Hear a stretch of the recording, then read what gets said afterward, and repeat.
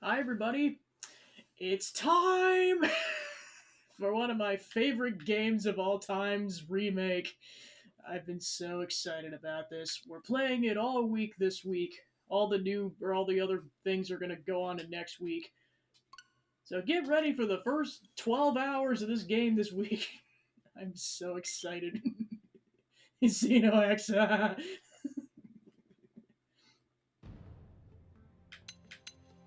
Yeah, so one thing I confirmed with this game is that you can't access the new content until at the very end. It's not like Xeno 1 where you could access it from the menu. So yeah, let's just say if you spoil it, you will get banned. That is not an if.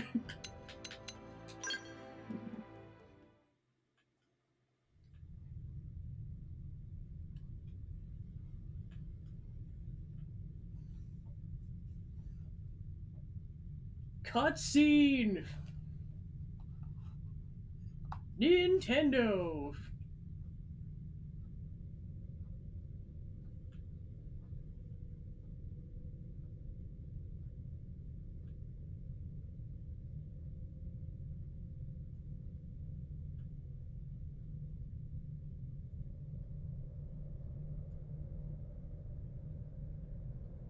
Monolith Soft.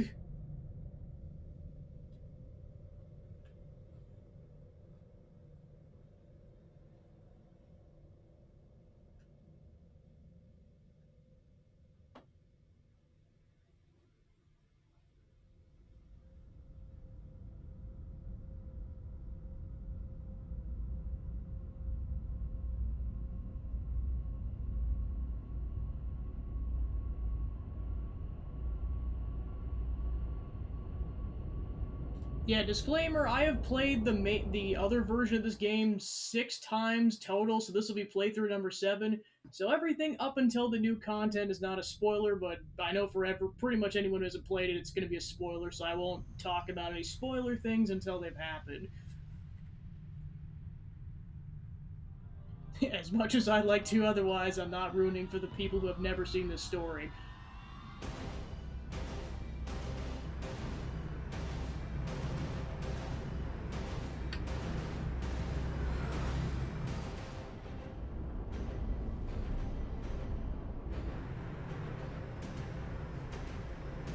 Although it's going to be interesting playing this game now that 2 and 3 exist, because it's going to be interesting to see if those come into play at all. And besides the character selection screen, because I know Nia and Mithra hairstyles are part of the character July, select. 2054 AD. The Earth was caught in a great battle between unknown alien forces. AKA 30-something years from now. Their weapons were terrifying and powerful beyond human reckoning. Our planet was overwhelmed. Its surface reduced to ash and rubble in the blink of an eye.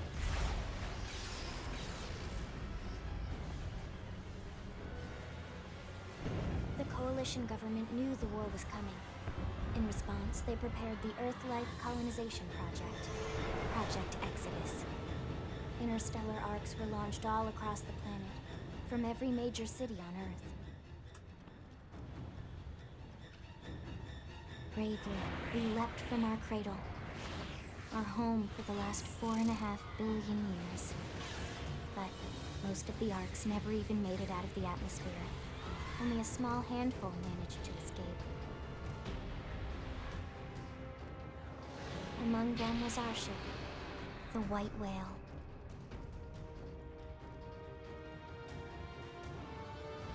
After leaving Earth behind, we spent 2 years wandering in space, searching. We thought of ourselves as the lucky ones, the pioneers who would settle a new world. But our past caught up with us, literally. The alien blitz was unrelenting. If not for the efforts of a lone hero, we would never have survived. Our ship took heavy damage. We lost control. With our flight systems down, the White Whale was pulled into the gravitational field of a nearby planet, its hull shattering and breaking to pieces as we plummeted toward the surface.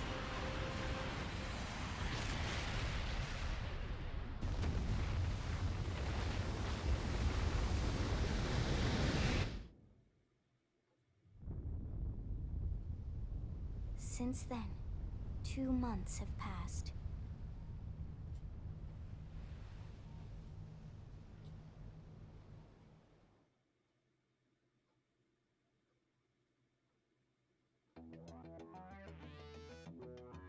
Alright, and unlike the other 3 games, arguably the main character is actually a custom character, canonically known as Cross. So before I actually go through the person I'm actually going to make for this campaign, I'll kind of go over the options, just so you guys kind of get an idea about what you have for customization options. Plus, I would like to get acquainted with this too. So yep, they still have Shulk's hair from the original, because, of course, this came out before 1, back when this originally came out 10 years ago! To make some of you feel old. 10 years ago!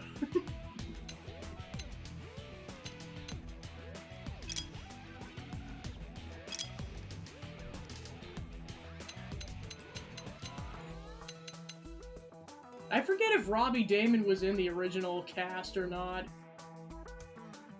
I have to look into that, because I was like, well, I'm like, wait a minute, I don't remember Robbie Damon, or I just didn't know who he was at this point. Which either are equally possible. Yeah, and of course, Shulk's voice actor, which is what they did in the original version. So yeah, you kind of make a younger character, a middle-aged character, and also kind of an older gentleman. It just kind of depends. And then same thing for female Cross.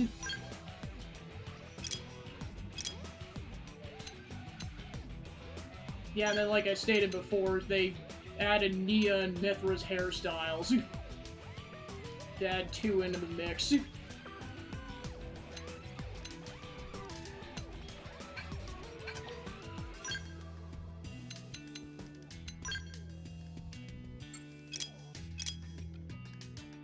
Okay, and then for slightly older Cross, they add Pyra's hairstyle.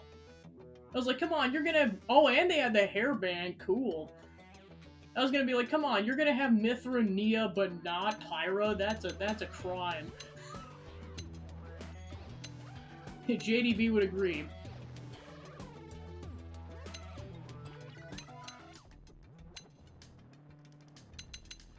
As would a lot of other people in the Xeno community.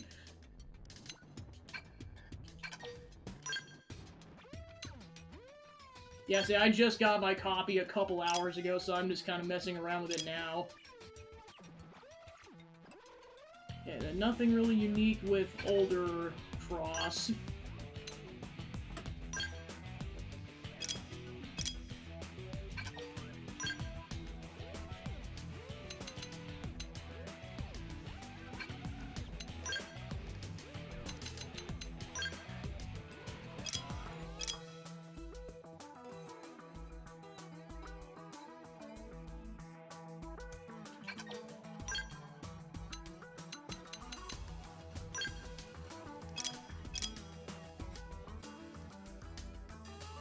That kind of seems like the extent of the unique hairstyles.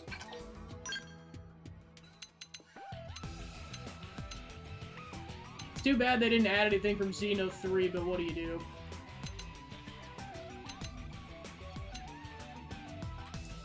Alright, now on to who I'm gonna... Because, like, the problem is I still haven't made up my mind of who I'm gonna do yet. I'm leaning between, like, 4 or 5 different characters. Leave this up to a random number generator.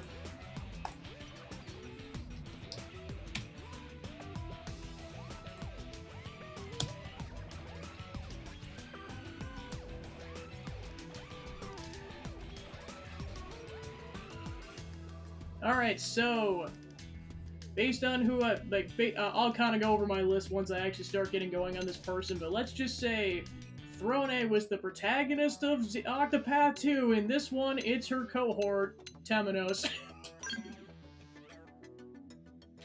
Because his adventures are not over as much as he'd like to be, and we're gonna make him fight even though he doesn't want to.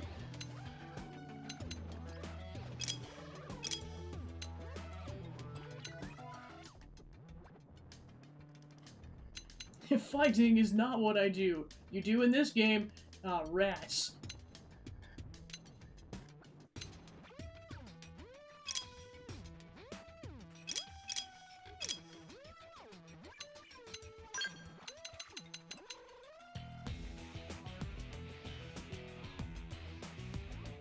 Yeah, I was gonna say, well, plus I know I'm kind of spoiled from how vast Baldur's Gate 3's customization was, and like, yeah, I know comparatively it's gonna be simpler. What do you do?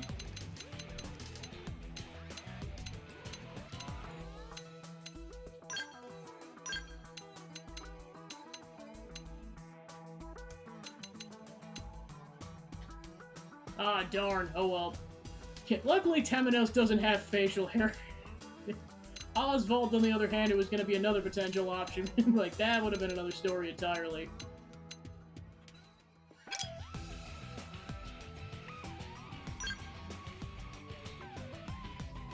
Alright,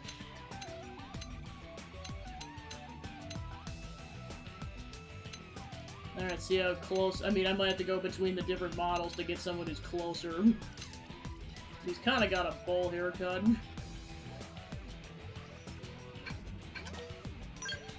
And a part of that, he's canonically 30, so it's like I don't want to make him too young.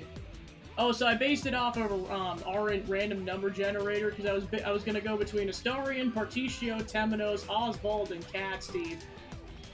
Random number generator picked Temenos, because I'm that indecisive. Because I was like, this would be funny, but this would be funny, but this would be funny.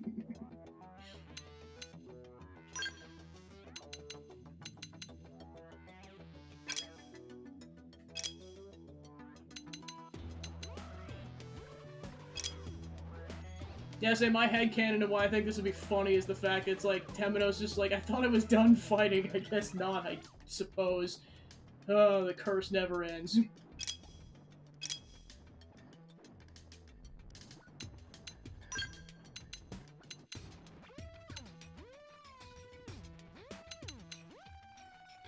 Yeah, I think that actually might be closer to Temenos' hairstyle.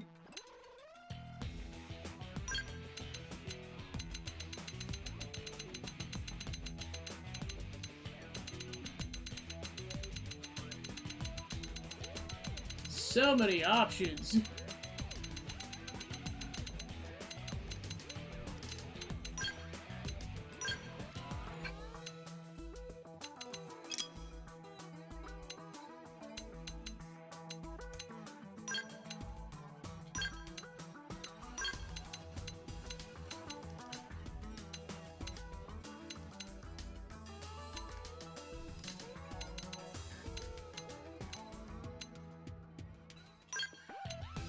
Alright, now I gotta look up what Temenos' canonical eye color is, because I'm not 100% certain.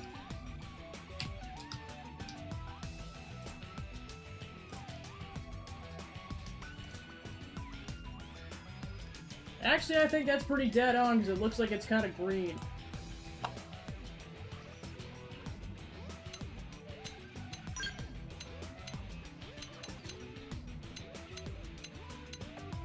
I'll go then.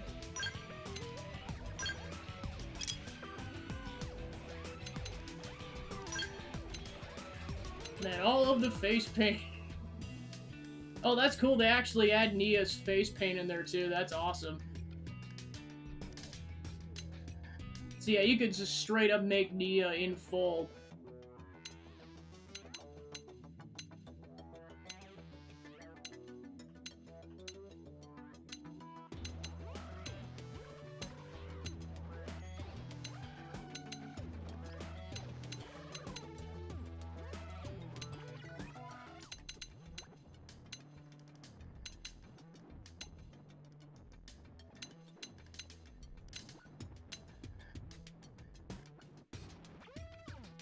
I mean, I know it's not canonical, but this is kind of cool because it's like, oh yeah, it's his sacred flame powers, but yeah, I probably won't.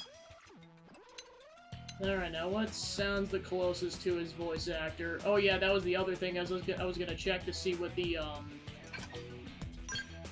female voice actors were. I forgot about that.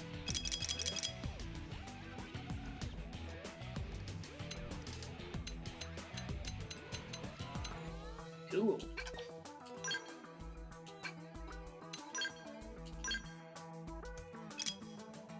Alright, time to speedrun what I had.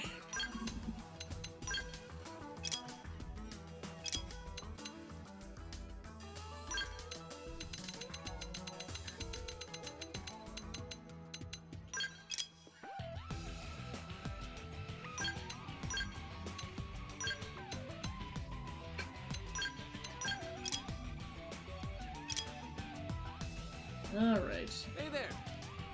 They staggered. I'll do what I can to help. Okay, that's just making fun of Temenos. It's like, come on, I'm not that young, I'm 30. Easy peasy. Hey! That would be kind of funny. Is Temenos, now voiced by Robbie Damon. That would be kind of funny, actually. Yeah! I've been staggered! Right, let's do this. Let's do this.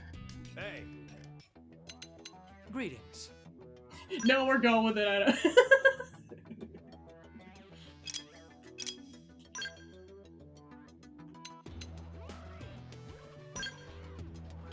Oh, that's cool. You can actually save your avatars if you want to mess around with it later.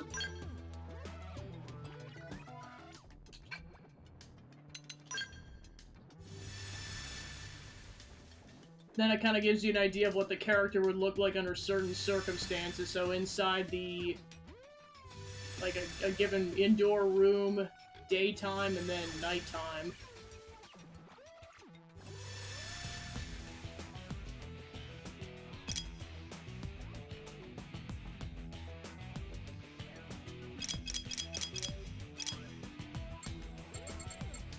Yeah, it's like he's not super tall, but he's not super short either, so we'll just go middle of the road for taller.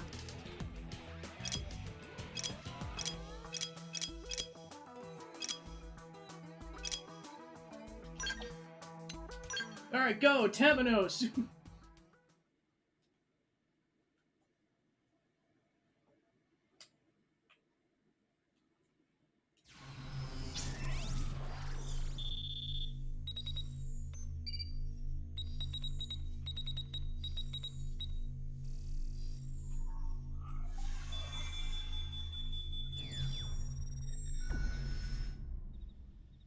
Attention, external access confirmed.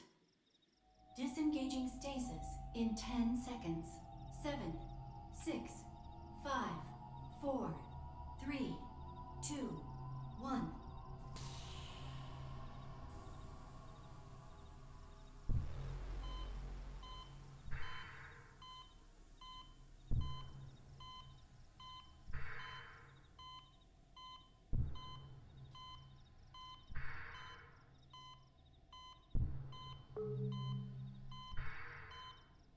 Releasing hatch. Please stand clear.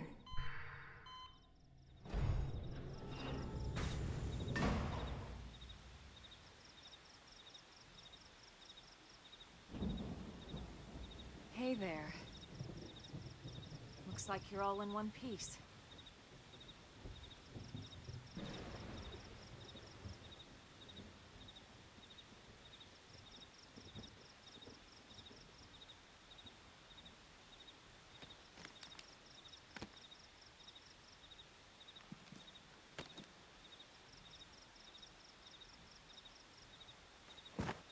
Careful. Just take it nice and slow, okay? Your senses will need time to reactivate. Where's my magic? Where's the sacred flame? What's going on?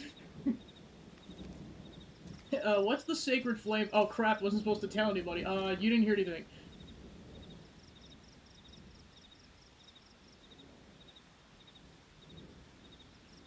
Your pod is the only one around that landed intact. Time to narrate Temenos' journey for 5 minutes. Elma. You want to tell me yours? I don't know. You don't even remember your own name?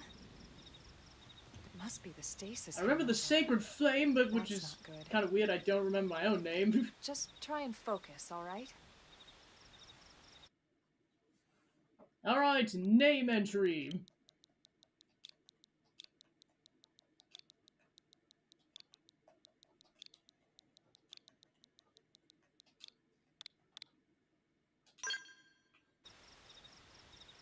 Good, there we go.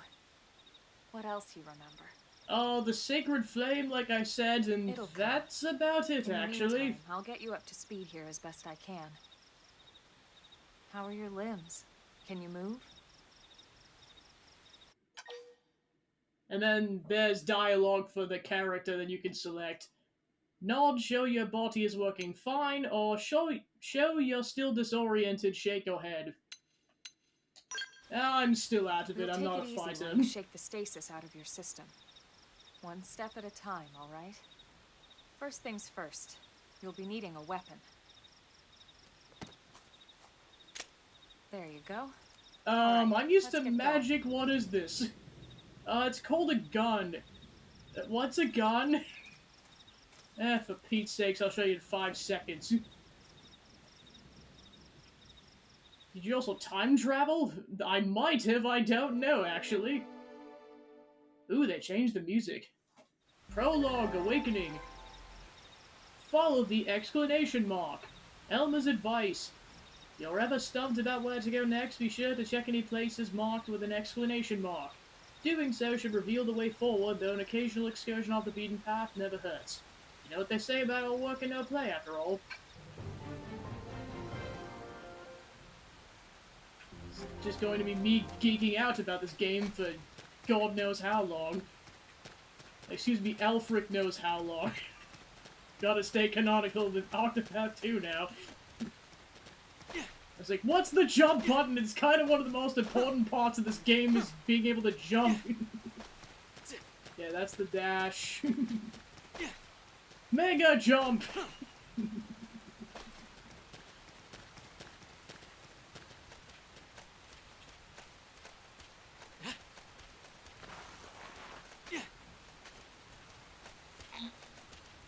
Become available after advancing the game's main story.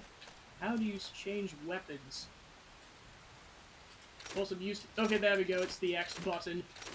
Used to the Wii U's control scheme. Yeah, you start out with an assault rifle and a knife. Throne would be proud.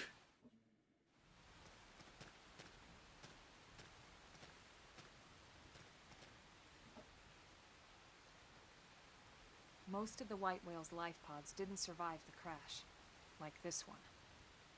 You're one of the lucky few. Right. You don't even remember the White Whale, do you? You know, the L-002? The ship we escaped Earth on? You remember Earth, right? Nope, I literally only remember the Sacred Flame Planet and now Earth. my own name. Your homeworld. Or rather, it used to be anyway. Unfortunately, it was caught in a battle between two alien forces. And destroyed.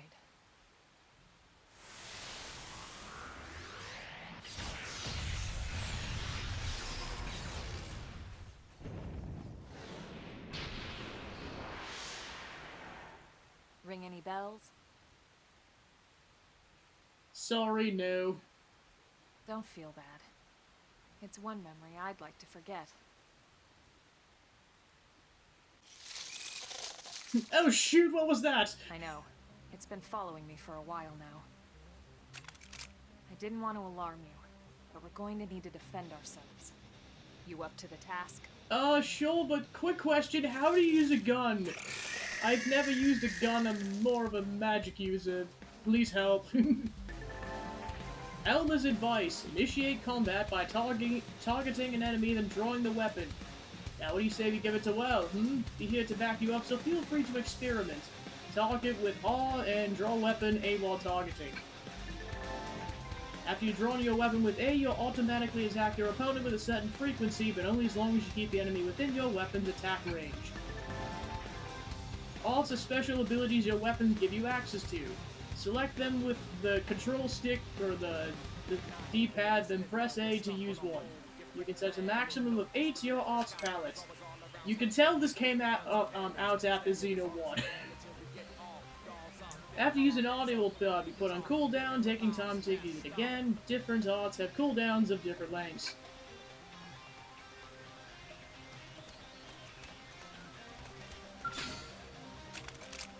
Wear them down from a distance. Then that gives you an advantage if you get the timing right on that. Appendage destroyed.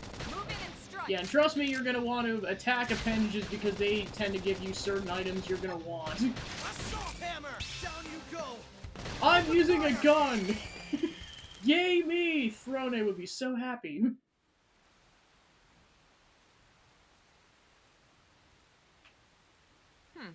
You're not half bad. You haven't seen a brunette woman There's about plenty of your work height, back have in the you? city for someone who knows how to handle a No? weapon. Okay.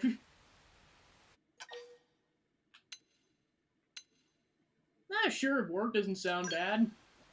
Probably more detective work, Then but you're yeah. interested. In that case, I might have just the job for you. But anyway, we can talk more details later.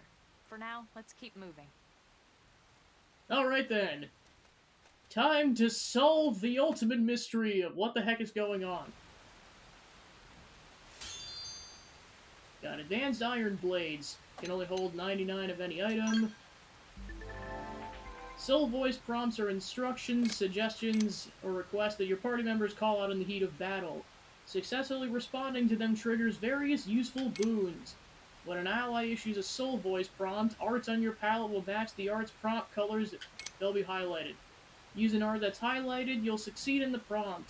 You and the prompt's issuer will regain some HP and receive a beneficial effect, and your affinity with that ally will improve.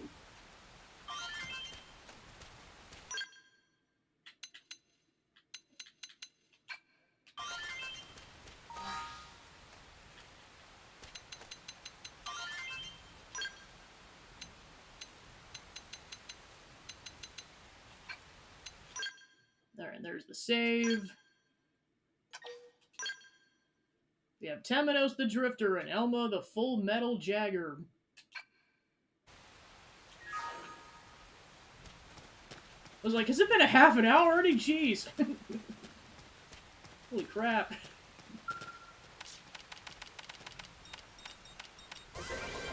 Okay, so in this one, so normally what you'd have to do in the Wii U version is you would repeatedly tap the A button to salvage. In this one, you just hold the A button. I'm like, man, I miss button mashing. That was half the fun of it. And then those are your collectibles. Trust me, you're gonna want those. When in doubt, collect, collect, collect. Yeah, and you're also going to want to salvage everything you can find because it's part of map completion, and also you get good stuff out of it, for the most part. Also, you get experience.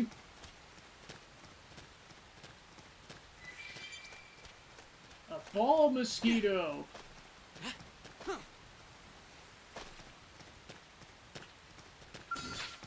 A pebble bladder.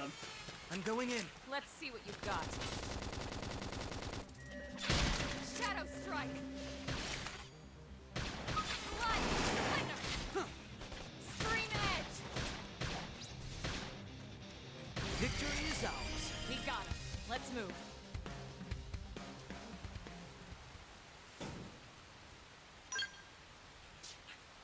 Alright, so now that we leveled up enough, we got class points, so now we got a new art.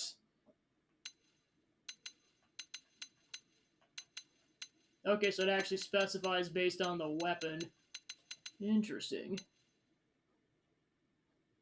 So yeah, Chrome Armor grants physical resistance up.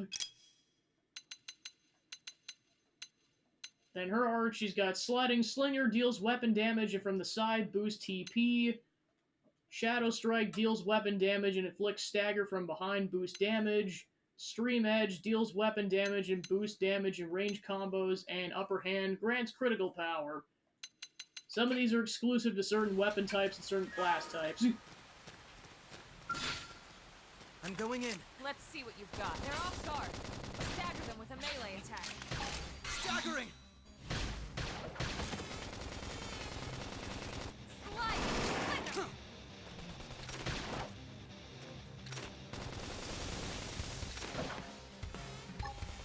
Flame grenade! Deals thermal damage. It's wearing me down. I should heal I up need first. healing.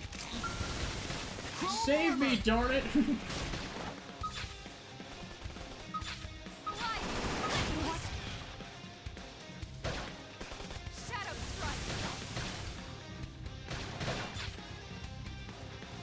yeah, you have to I don't like press them exactly the same time. And then usually when you die, it'll give you a timer, so basically it gives your allies 30 seconds to kill it, otherwise it'll reset. Game end set. Nice work. So at least it's a bit forgiving in that sense. Like if your main character dies, you do have some leeway.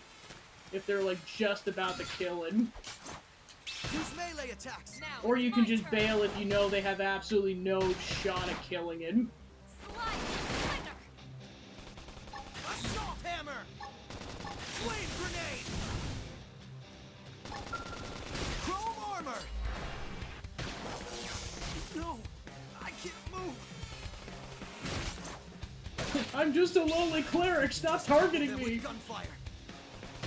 What? I'll topple him. It's almost as if fighting isn't what I do here, but I'm being forced to do it anyways! What cruel person would make me do this?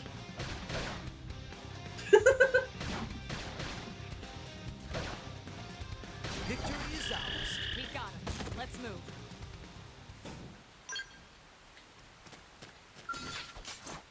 Use melee attacks. Now, my turn. Yeah, and unless they changed that the max Now level get in in this there. game is actually 60, not 99. Appendage destroyed. Move in and strike.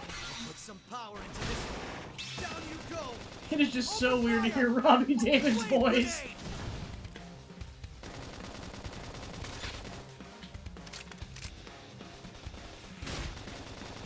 Joker, attack already! Chrome armor.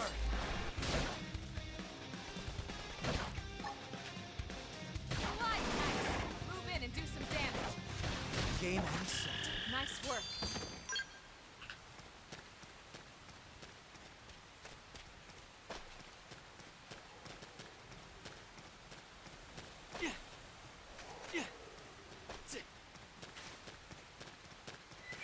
So yeah, kind of with every other playthrough I've ever done of this game, I am going to be, like, obviously, like, plot progress will happen, but, like, I am going to be taking my time with this game.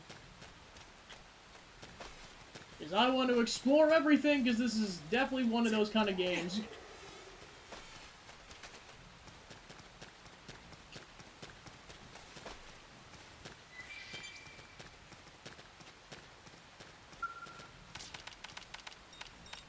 It's gonna take me a bit to get used to the fact that you don't button mash on those. Because I am so used to that.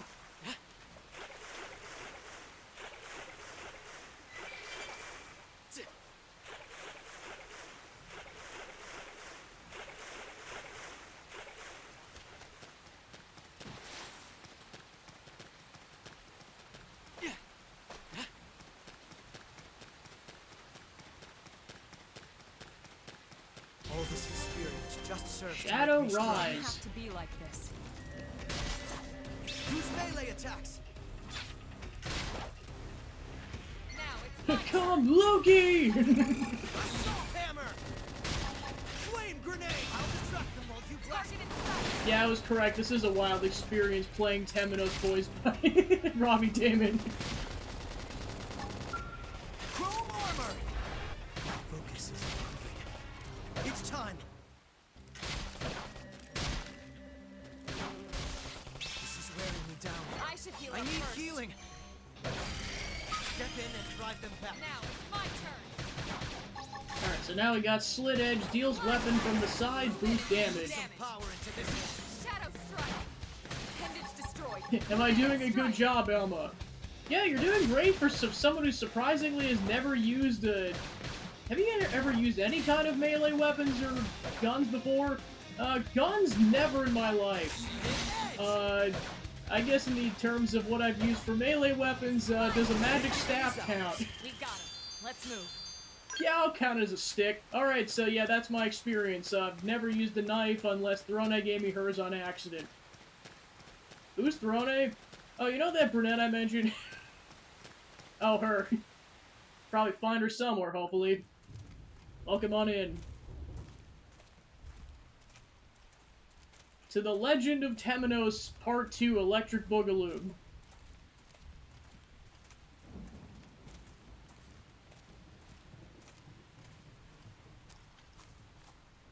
The rain's starting to let up, just in time for sunrise. Follow me. I promise you're gonna love this.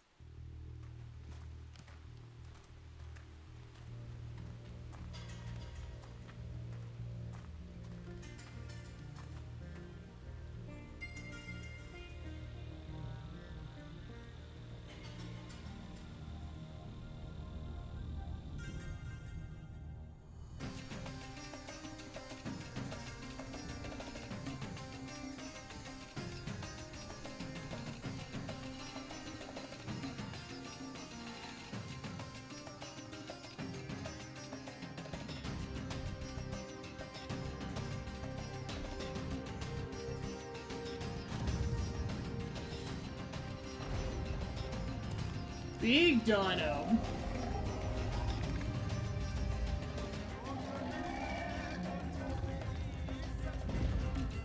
Ah, color. It's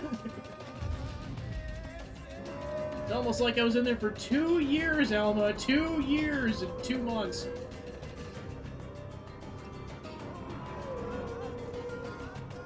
Flying dinos. Pretty wild, huh? Yeah, a little bit. And I fought Cthulhu. They're all indigenous, as far as we can tell. We need to learn to play nice with these guys if we're going to try and coexist together.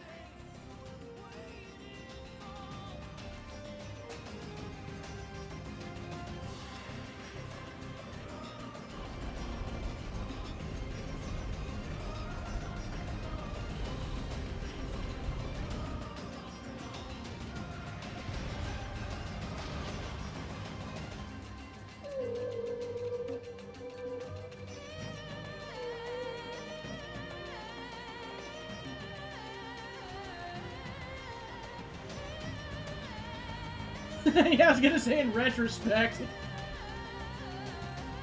My gosh, this was just foreshadowing, wasn't it? Holy crap. We call this planet Mira. You won't find it on any star chart. But it's our new home.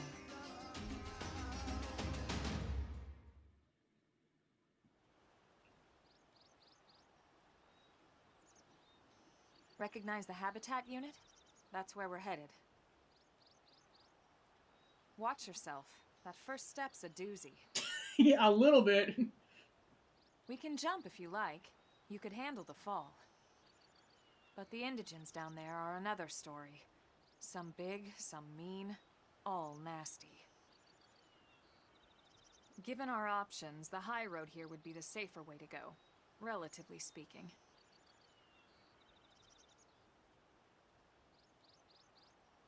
You can handle the what? That said, whichever way you want to go, I'll follow your lead. You decide.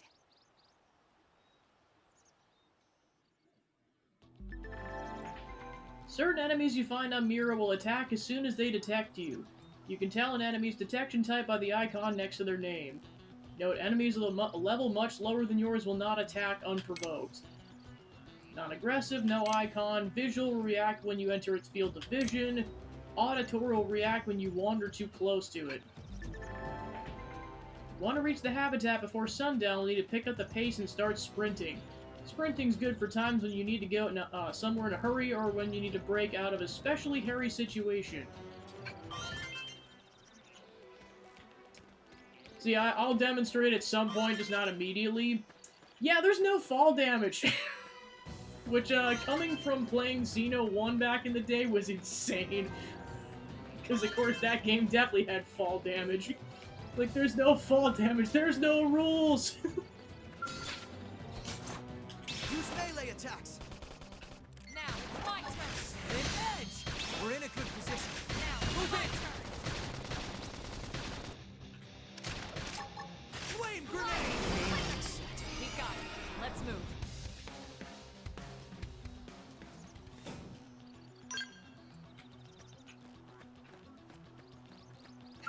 There's still no rules! Someday I'll get used to the fact that that doesn't require button matching. I'm so used to that.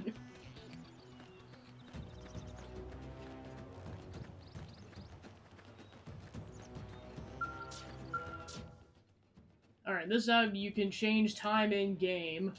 We'll leave it to morning for now. Yeah, see, I was like, what the heck is happening? Because let's just say the controls for the Wii U are definitely ingrained in my brain, and any subtle nuances, like even the differences in the buttons. Like, oh right, it's different in this version. Yeah, just feel free to climb crap. The sky's the limit in this game.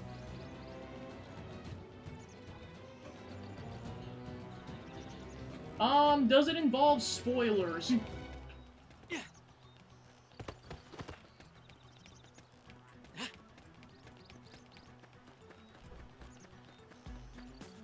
Okay, yeah, that's fine then. Ready? Yeah, because anything that's not the new content, like I've seen it over and over again, but it's kind of about not spoiling it for the community at large. Anything with the new content's definitely spoiler, especially since you can't access it until the end of the campaign for what it looks like. As soon as I saw that, I was like, oh no, I have to avoid spoilers for even longer. We got it. Let's move.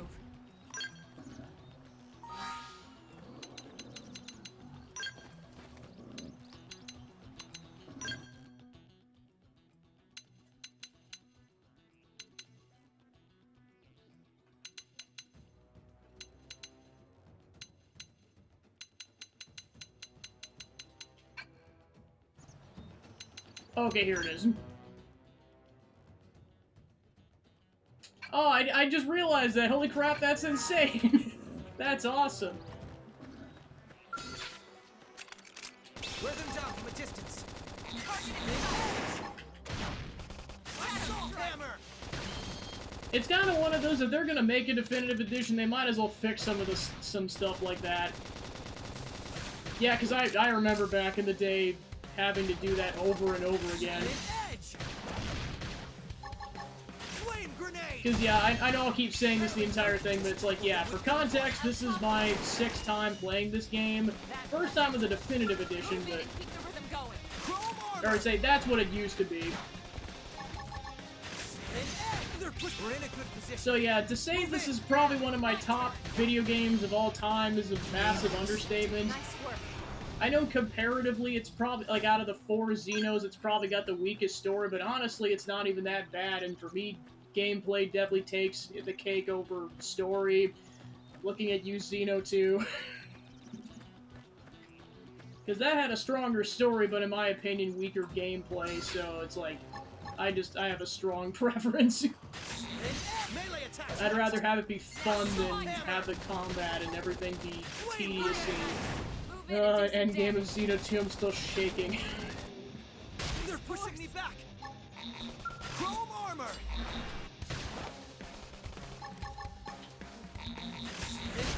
And that's just kind of my personal experience with the game. Like, basically, without getting into too many of the spoilers in terms of what happens, there's a certain portion of towards the end of the game, you are forcibly separated from the rest of your party. Keep in mind, this was back when the game originally came out, like, I'm talking like on a blind playthrough where there were hardly any guides out at the time.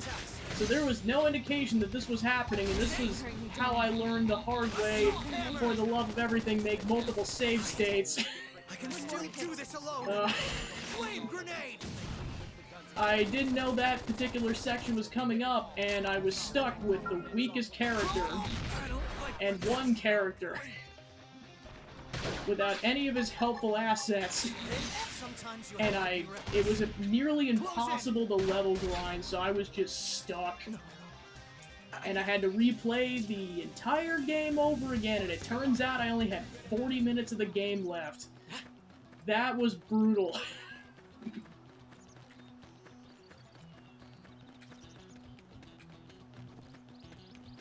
Yeah, I'm sorry, Xeno 2. So it did, again, this was kind of this was how I learned the lesson the hard way of make multiple save files, and this, that particular section wasn't common knowledge yet, because I think the game had only been out for a couple of weeks at most. Ready? Let's see what you've got. Which is why I always tell people, like, that are gonna play Xeno 2, I'm just like, just be prepared for this. Prioritize level grinding the main character to the greatest extent possible for the love of everything. You will thank yourself later when it gets to be endgame. Oh yeah, Xeno 2. That was kind of my mini rant as to why I personally think it's my least favorite of the 4 Xeno games.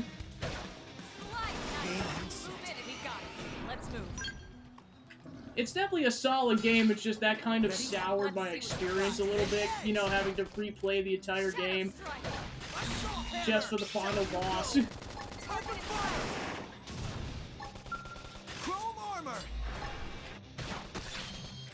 Yeah, I was gonna say, as soon as 3 came out, that, like, this actually used to be my favorite of the original 3 Xeno games, and then 3 came out, and then that became my favorite of the 4.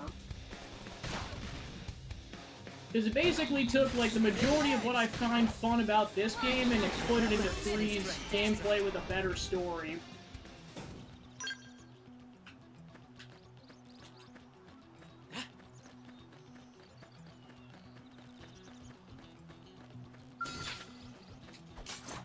And then 1's just kind of a solid experience, like overall. Just like the class systems, just like the fact that you have like 6 playable characters and like pretty much right out the gate, and then you get the 7-person kind of like as swappable for customization. Plus just being able to explore the map, it's a lot of fun. Yeah, I know, for me personally, like, I definitely had to get used to that. The first playthrough, I did not know how any of this worked. The second playthrough is where I really learned the combat. Of course, a lot of it won't be explained for a bit, so I'm not going to go into everything. We're in a good position. Move in. Yeah, because basically certain skills require TP.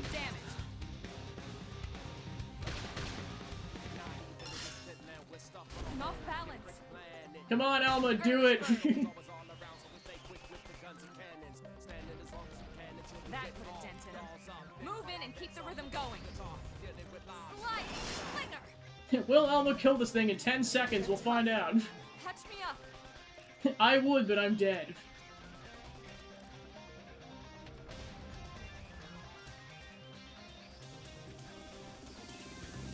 Someday we'll kill this thing.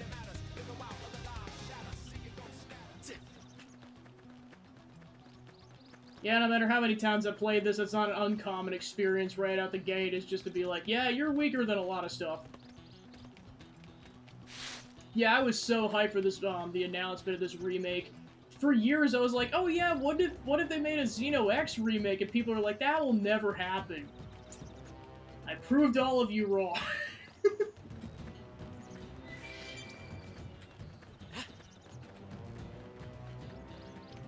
Yeah, and of course, as soon as it got announced, everyone and their mother started pinging me, being like, hey, do you know there's a Xeno X remake coming out? I'm like, yeah, gee, I hadn't noticed there. Melee attacks next. My turn. It's still wild to me that, like, the protagonist, one of the voices is Robbie Damon. And I'm gonna keep saying that, but this is just kind of bizarre for me. Put some power into Half waiting for Akechi to show up. Nice work. I know, exactly. I mean, at this point, I doubt they do it, considering that the Switch 2 is on the way at this point, but, like, after I saw that announcement, I'm just like, what if they did a Baldur's Gate 3 port? Anything's possible at this point.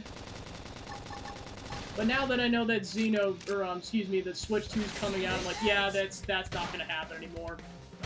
Yeah, the pancakes! Alright, Infuriate. Inflicts taunt to draw the target's attack.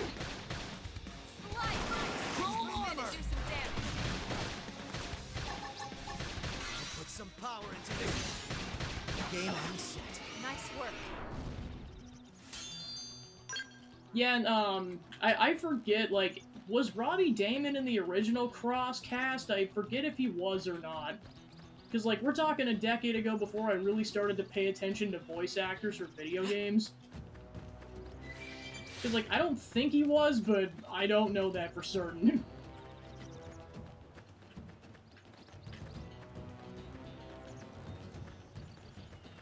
Alright, I've learned my lesson. Don't attack this thing for now.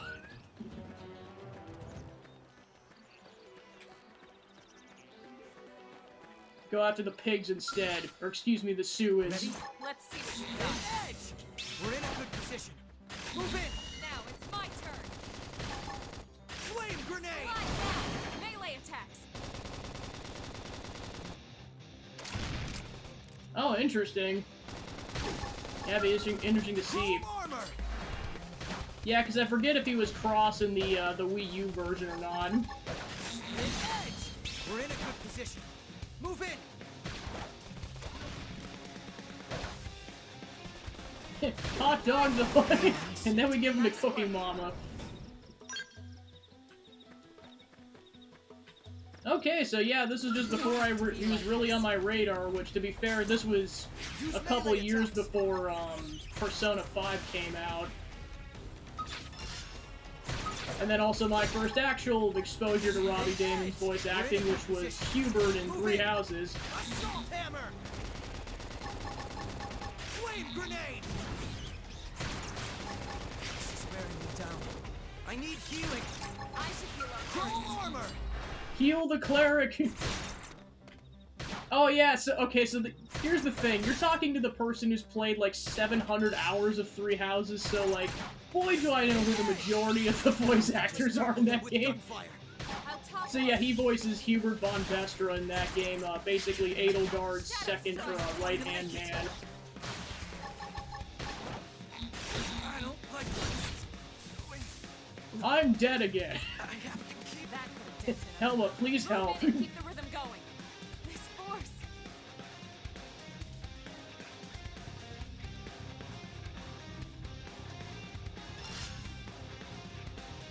I'm in Okay, trouble. yeah, I suppose. Heal me. Yeah, I know part of it is that trying to level grind, like, before you get character number 3 is kind of a pain in the butt, so I may just... Well, I know part of it is that once you go into the city, you are locked into a bunch of cutscenes for a while. So part of me just wants to level grind, but, like, that's where you get character number 3 who has the healing abilities.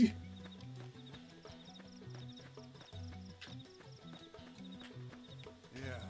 So it's kind of just like, yeah, would you rather level grind or have the healing character? You fall off the cliff, don't panic, just head east until you reach the habitat. Try not to engage any powerful enemies on the way.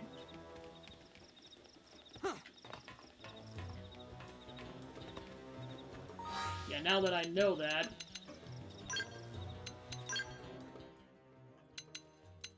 This changes everything! Oh yeah, I saw that.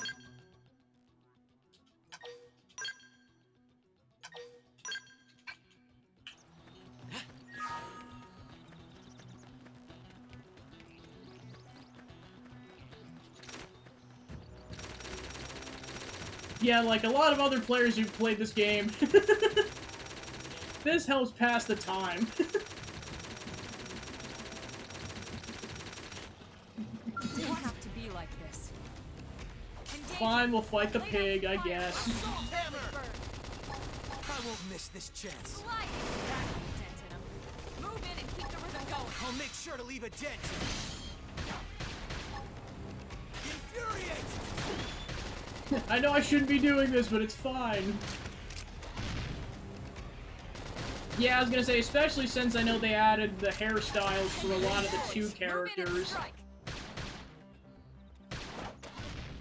Slide. Yeah, surprisingly, no references to 3 that I could tell so far.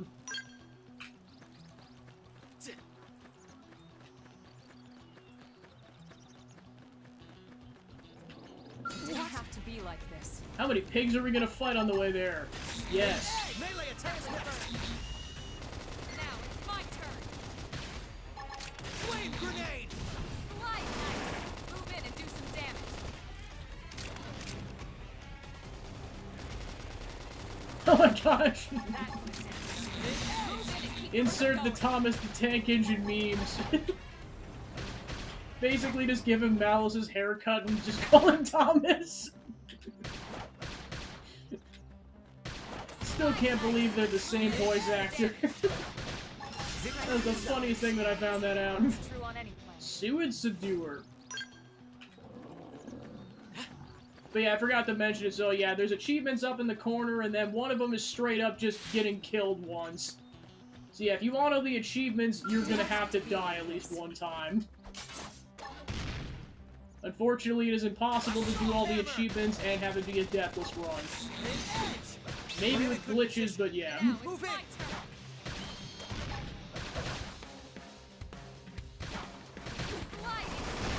Viscid Acid. Yay. Grenade! Yeah, basically if you just want to get all the achievements, it's kind of just like, did you do everything in the game? Upper hand. Chrome armor! Chrome armor! Because I really don't want to die. Early bird. I need healing! Because I've died so many times. Light. Shadow strike. Side flash.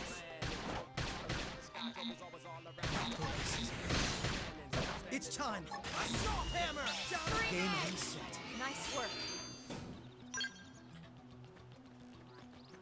Yeah, and then gradually your health just goes back to what it was.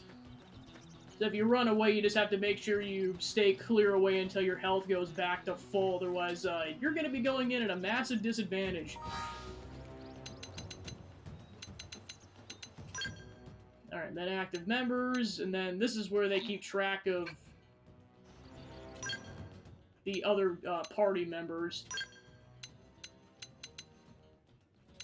Oh, this might imply that you could just select them here instead of having to go talk to them directly. That'd be cool if that was the case.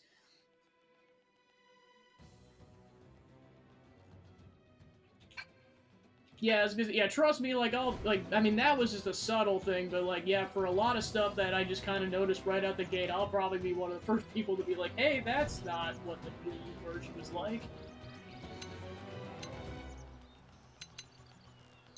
I mean, apart from aesthetics, because obviously they're going to make it look different. Alright. So yeah, this is where you get your equipment set up. Weapon's power rating is a value that broadly expresses how strong a weapon is. Whenever you're not sure what to equip, it's never a bad idea to go with whatever has the higher value in this stat. The weapon's TP gain rating is a value that broadly indicates how easy it will be to build up TP when fighting while having it equipped. Keeping an eye out when you on this when you want to build TP quickly.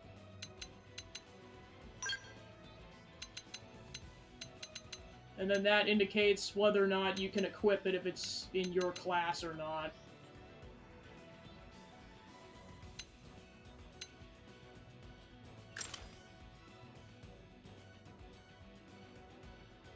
I know, it's like, are you sure you want to keep using this weapon?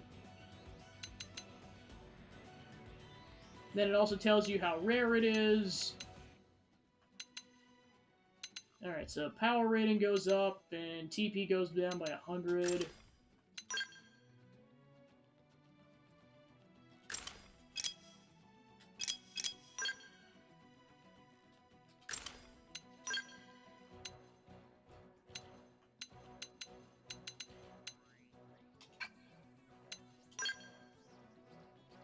Yeah, and then by default, you don't start with headgear on some of the characters, so you have to put that on there later.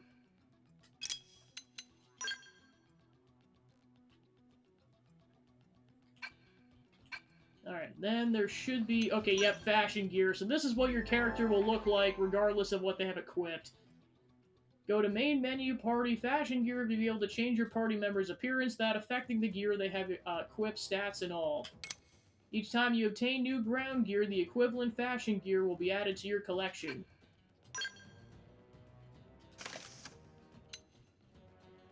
And it used to sacrifice something in your inventories, and I'll see if it actually does it in this version or not.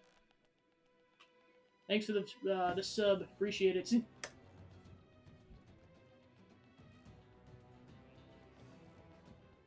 Whoops. Well, enjoy the emotes for a month.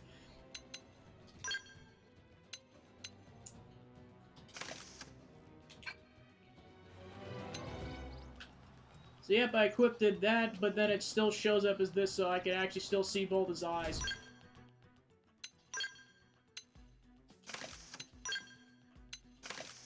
And yes, there's two different, there's things for the different arms in this game. So yeah, if you want to look uniform, I recommend doing this.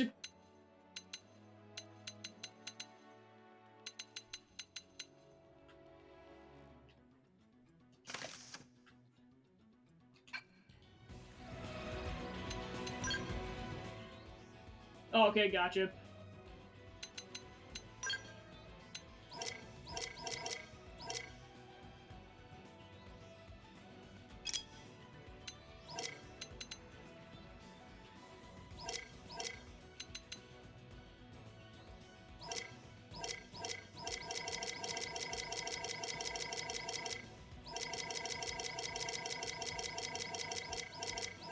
Now time to play the game of how many hours will I just spend customizing my characters? Yes.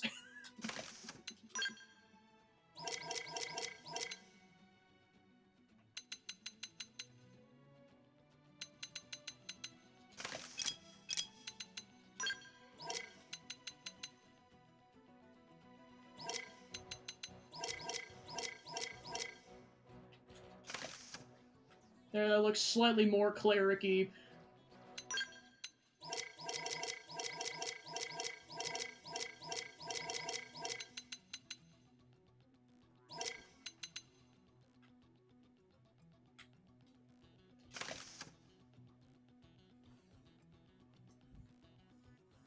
Yeah, and that was one thing I found out too when the game came out on the Wii U initially, is like, we got, yeah, like you said, we got the whole thing in one go when it came out. I didn't even know there was DLC in the Japanese version until after the fact. I was like, it makes sense because, like, there's certain playable characters that were DLC in their version, but we just got them ours for free, so then because of that, they don't count towards map completion in that version. Whether or not they count towards map completion in this one, or their quests, I will find out. And I'll also point out those characters when they come up. Because this game has a lot of playable characters. I think there's about 20 in total. It's insane.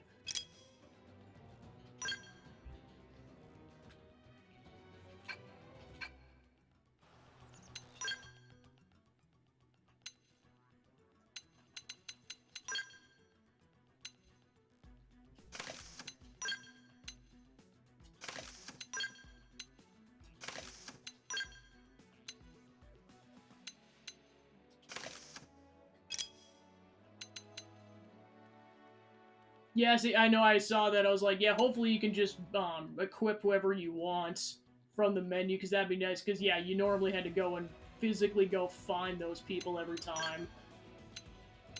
Which, once you get a certain item, it's less of a pain in the butt, but...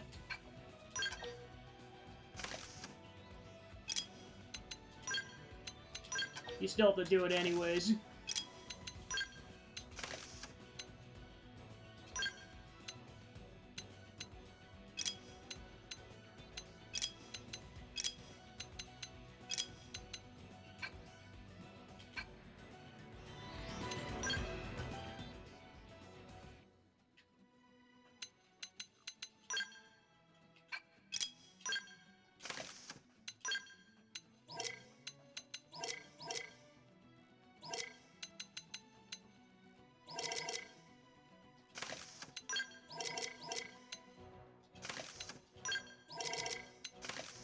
Even if we change her equipment later, she'll still have her iconic outfit on.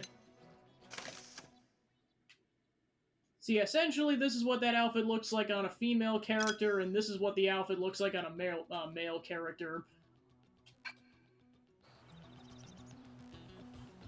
Okay, so I was gonna say, so it actually pretty much is 10 years for the Japanese version then, and us, it's not until later in the year.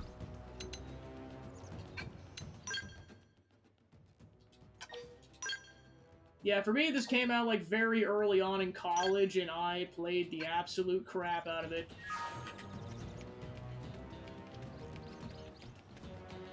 Yeah, I remember there being kind of minimal advertising for it, and I was blown away, because I was like, I need to tell everyone and their mother about this game, this is awesome. I'm going in. Let's engage it. Lay down some fire for me. I won't miss this chance. Shadow strike. An edge! Yeah, just because it indicates the, kind of the tier of armor it is, because, like, there's, like, the series that is like, oh yeah, this is, like, the base one, and this is, like, the level 5 armor that looks exactly like this. So basically, they're different colors, so unfortunately you can't customize the color of the outfits. But considering you can just use them as fashion gear later, it doesn't matter too much. It just, in this case, let's say you wanted the purple version, you might not get it for a while. Open fire!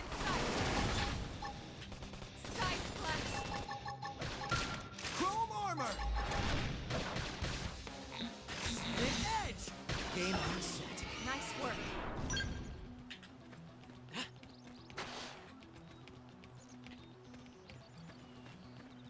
Alright, so that's where we need to go.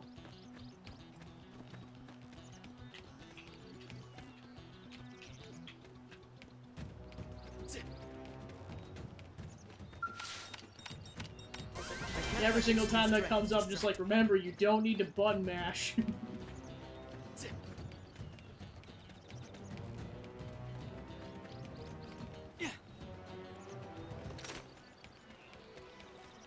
Yeah, and then it's usually color coordinated in terms of how strong the enemies are. So, like, that one's that much over leveled to us, so it's in red. That one's even to a greater extent, so it's in purple, etc. Unless you're unless you're really a glutton for punishment, avoid those guys at all costs. Wear them down from a distance. At least at this stage. Target in sight. An edge! We're in a good position. Scream Move edge. in! They're pushing me back! Now it's my turn. We can just topple them with gunfire. Chrome armor! Side slash.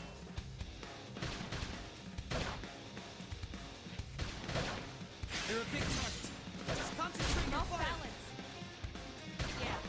We're on top of this now. Alright, so now we're targeting the leg. Flame grenade! Use an aura. And then in this case, you can tell when you've defeated an appendage because it'll go from being colored like that to a much darker color. I should heal Going up to make first. it! Off balance. This is wearing me down. I should heal I up need first. healing. Shadow strike. Chrome armor! Slide. Game on set. Nice work. Learned recuperate.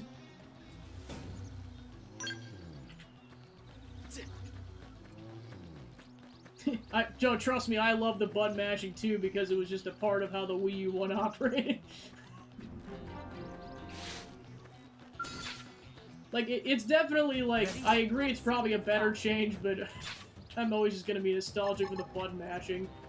Boosts evasion and continually restores HP. Flame grenade! Good.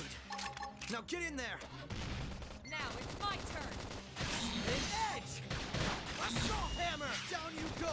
Target in Open sight. fire! Chrome armor! Side slash. Game on set. Nice work. I know.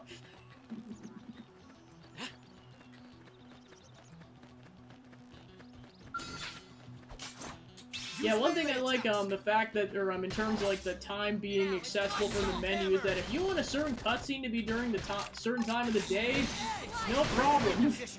It used to be like, oh yeah, you want this cutscene at nighttime? Well, you're gonna have to go physically change it and then get there before it turns into daytime. Just topple them with gunfire. Now you can have the ambiance that you want. Chrome armor! Slide. Victory is Move in and do ours. some nice work.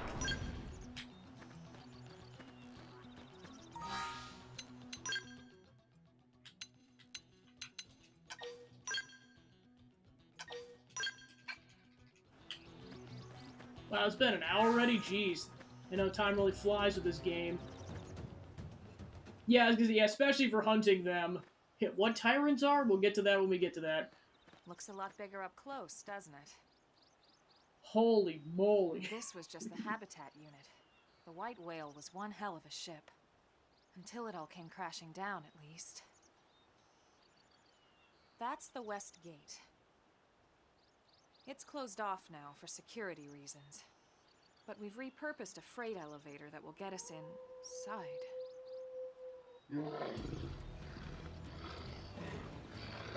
Oh no. Grexes. And they're riled. Well, we're dead. We are so dead. We can't leave them roaming here. Not this close to the gate. We're gonna have to take them down. You ready? Are you sure I can't use magic?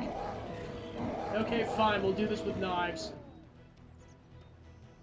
Aber, be with me. The weapons you use on foot are split between melee and ranged weapons. You can switch between them with X. They only attack at close range, tend to do more damage per hit.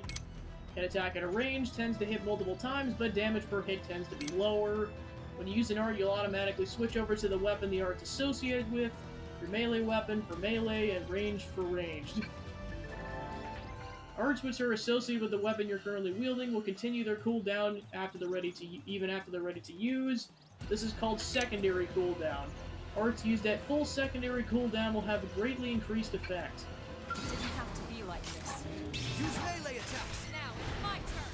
Don't give them a chance. Yes, I might as well use some of that TP. Assault hammer. This should tide me over. Flame grenade.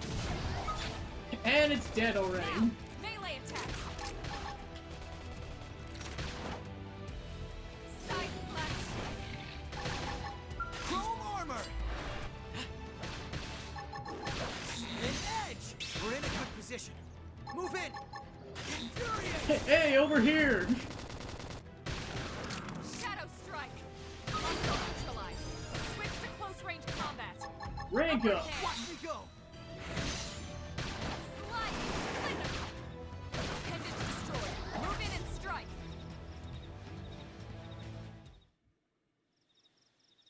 And they're dead.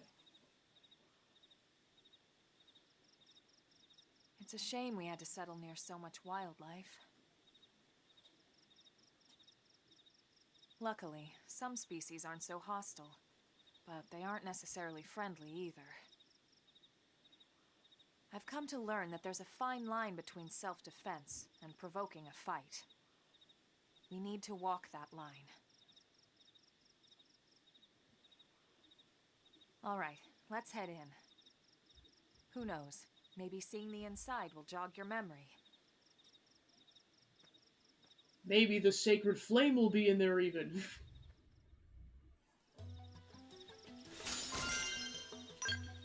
My first gold drop.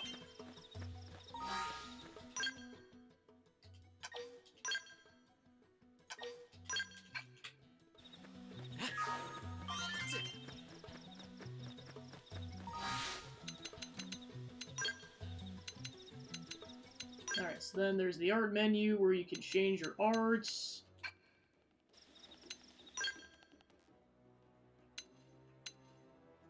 Then when you get certain classes, you get skills. I'll explain those at that time. Then the classes, you start out in Drifter, and once you get to rank 10, then you can go to one of these three, and then it branches out from there, and from there you gain skills and access to different arts. And each one uses different weapons. So yeah, this one keeps the knife, and this one keeps the assault rifle, and this one's like, nope, we're not going to use either of those, we're going to use Elma's weapons.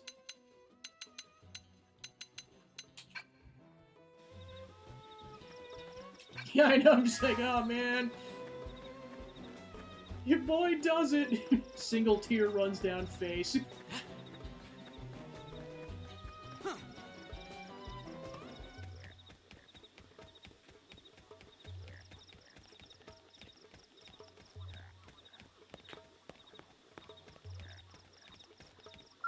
Thanks. Oh, hello, you must be the new friend that Colonel Elma mentioned in her report. Having just woken up after all that time, I'm sure you're dying to get home and take a shower. Fortunately, the west gate's closed at the moment. If you want to enter the city, you need to use the elevator at the top of the stairs. We'll probably open the gate soon thanks to the great work you guys did killing the monsters that were causing all that trouble. Until then, you'll have to forgive the inconvenience. Please understand.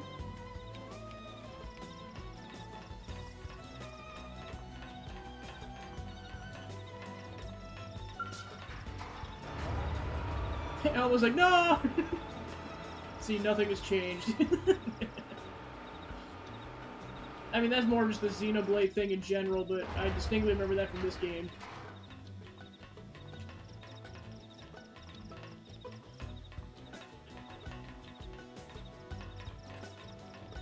Yeah, and if you really wanted to, you could go fight those dinosaurs, but,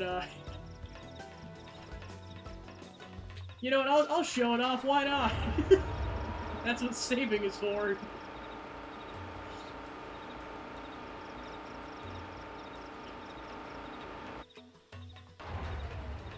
Because, yeah, you can go fight the dinosaurs, should you is the question.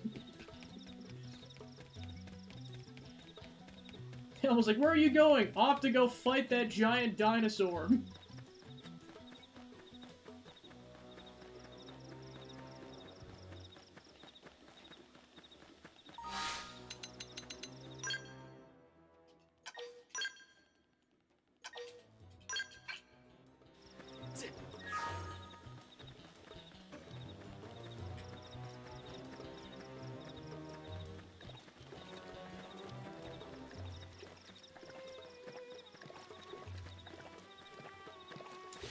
Yeah, level 50. Yeah, let's just say unless you're a god at this game, you're not going to be fighting these successfully right off the bat. Sayrum Lake. It's easy. Where's the real challenge? Yeah, they're called Millisaurs. Use melee attacks. Are you sure you want to fight this thing? Yes, I'm positive. Then just get insta-killed. I'll point it out when we fight those things for real, but essentially, the head portion is an illusion, or it's an appendage, as it were. It falls off, and it's actually got a terrifying mouth underneath the actual neck. You'd never guess that unless you fought it. That terrified the crap out of me the first time. Like, what, it's not a cute dinosaur? What is this game?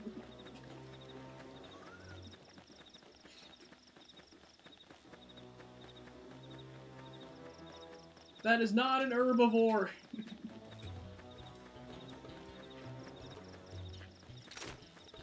Alright, now back to the plot.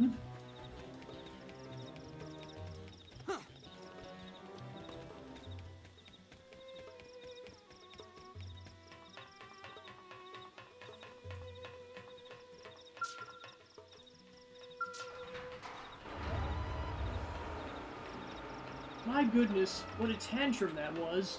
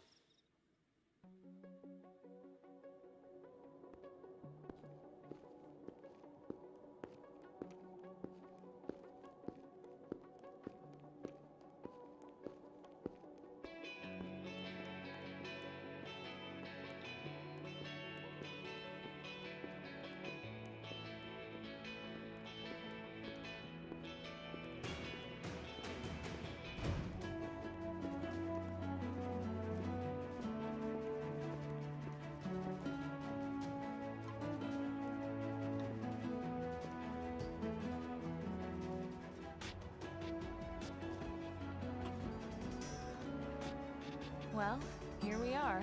Not too shabby, huh? For a giant beached spaceship, anyway. But, like it or not, this place is our home now. We took the name from the city it was modeled after back on Earth.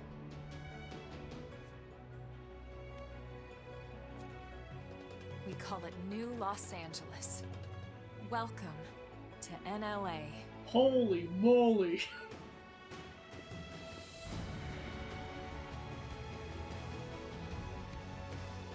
This makes Flame Church look like a tiny pinpoint. And so it was that another survivor came to join our band of refugees.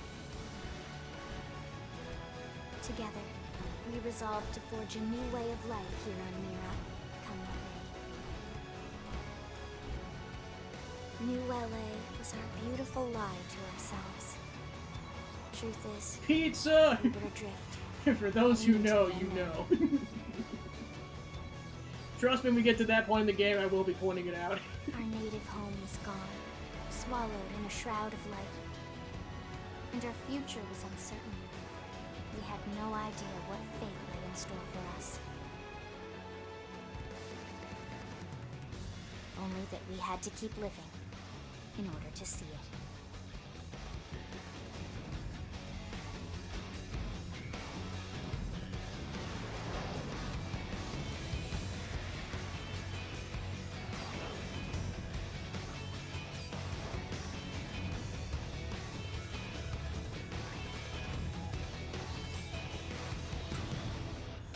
Roll credits. Yeah, this was so hyped the first time I saw that.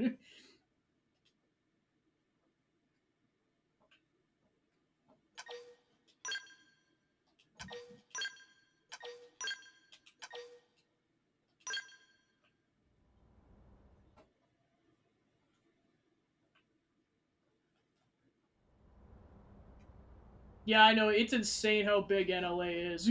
How about a quick tour of the facilities to refresh your memory? Let's start with your living quarters. Follow me.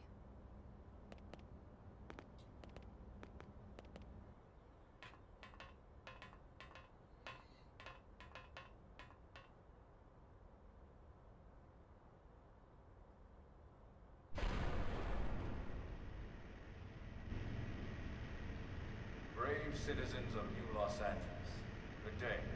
This is your Director General, Maurice Chausson. Today, I once again come to you with news I am truly delighted to share. Yesterday, we repatriated 10 more White Whale crew members.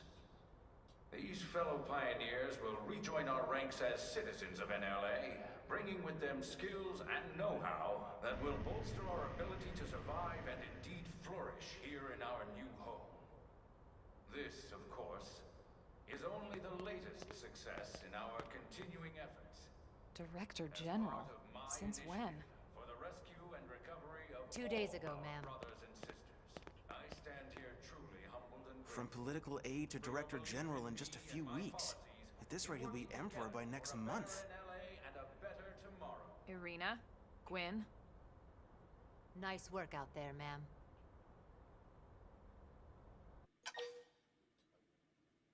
Who are you people? Right. Introductions. Irina Akulov, Gwyn Evans. This one of the survivors, Colonel? The survivor. I only found a single pod intact at Starfall Basin. Wait, what? What happened to 10 more crew members? Come on, seriously? Chausson was never one to let the truth get in the way of a good speech. Still, every last survivor counts. You can call me Irina. I'm with the Interceptors. Me too. Same division. You can call me Mr. Evans. Or just Gwyn. The three of us were in the Coalition forces together. Specifically, the Special Operations Heavy Armor Training Unit, aka the Skeleton Crew. I was a colonel and Irina a lieutenant. Gwyn was a more recent recruit. Of course, I keep telling them we don't need those old ranks anymore now that we're here. You're still Colonel to me, ma'am. No reorg will ever change that. And that's not about chain of command either. It's about respect. You've earned it. And the award for best ass goes to... He's like, I will kick your butt, Gwyn. Well, I'd remind you both the ma'ams aren't necessary if I thought you'd listen. All right, ma'am. We should be getting back to work. Until next time, Colonel. Right.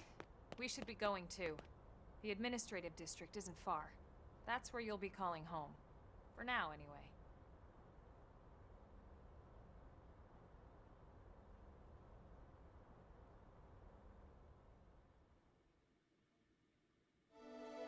Chapter 1, New Los Angeles.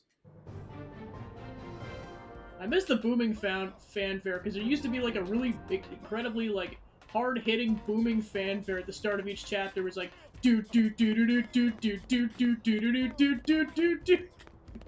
Hey! Got you so hyped for the next chapter. This package was meant to go to Blade Tower. It's only the biggest building in town, so I don't know how you could mess that up. And I mean, it was like really loud.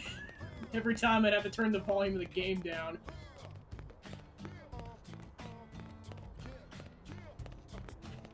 Wow, let's see. Hear gunshots and some sort of dying wail from the other side of the West Gate.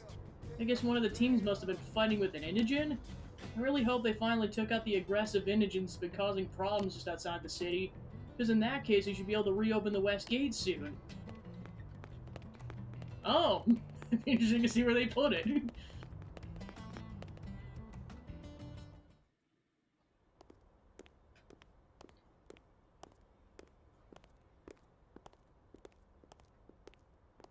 Still no sign of the sacred flame. I'll find it eventually. What the heck is that? There's a flame! Although it looks kind of weird. Oh crap! Doc!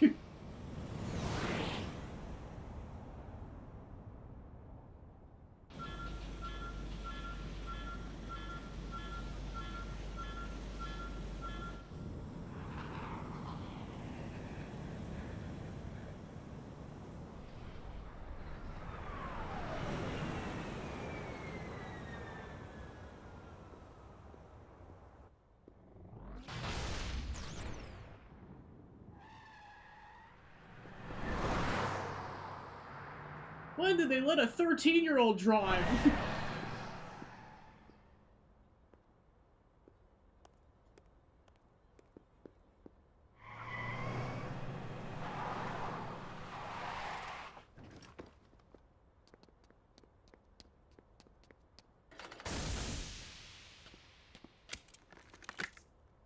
Damn it! Hello, Ulbrich, I mean, character whose name we haven't seen yet.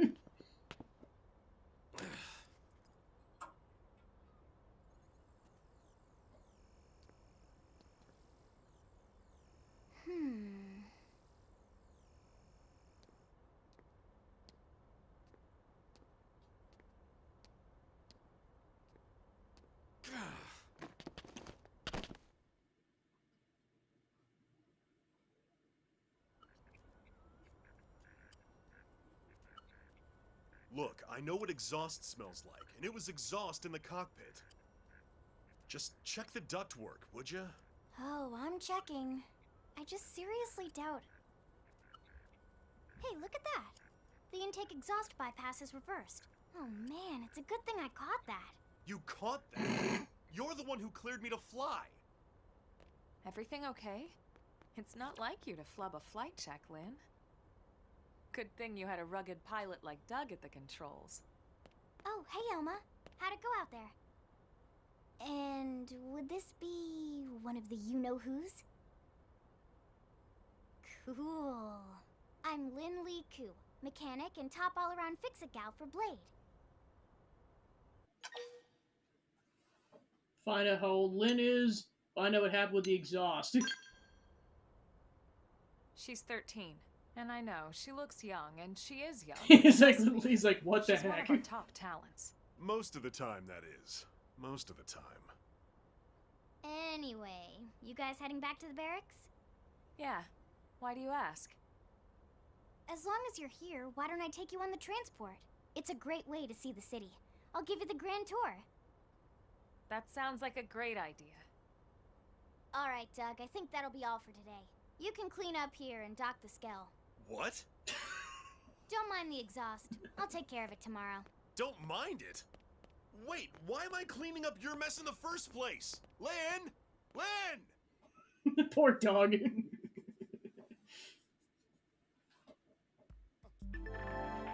You can change your active party from the main menu active members. Then you can select allies from the reserve and add them to your active party or swap them around. Please note that there's times where you'll not be able to change party members. Yeah, Cross pretty much has to stay in your party, so for there we can equip Lynn. And she's pretty much our healer for now. And with this one, you can have up to 4 party members at once.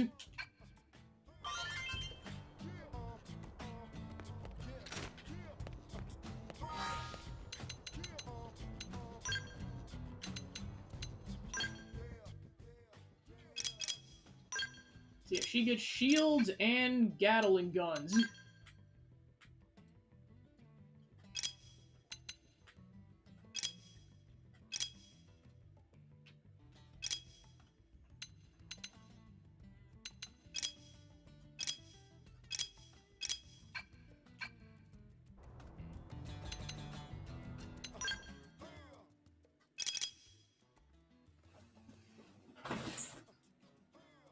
Slide with a whistle of it's time for Lindley Koo, aka Sothis, aka Morgana, to join the party.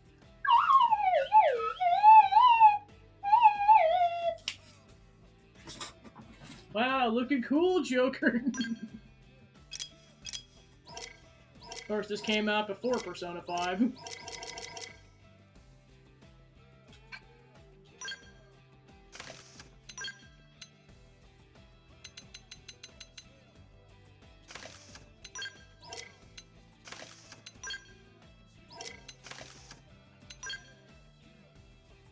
He's like, I have transcended.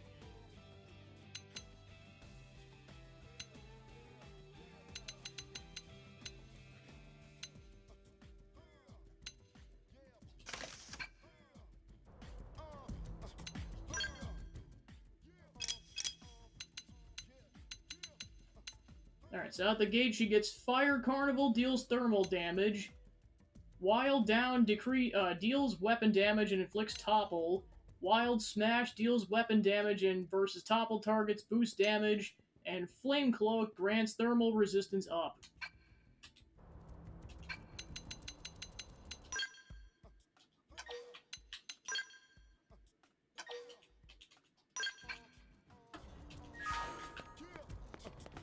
Hey! The longer you're with someone, the deeper your affinity for each other grows. And the more you fight together, the stronger your bond will be. And then that's pretty much how we're going to get to the administrative, although we can walk around if we want. Listen. That Lynn's as adorable as she is brilliant. Imagine designing flying skells at her age. I mean, sure, they've all crashed, and there were fires and screaming, but still! Lynn's like, hello, I'm right here.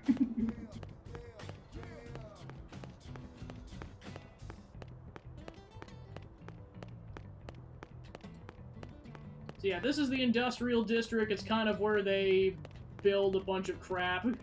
They'll kind of go over in the cutscene. I'm just giving my spiel.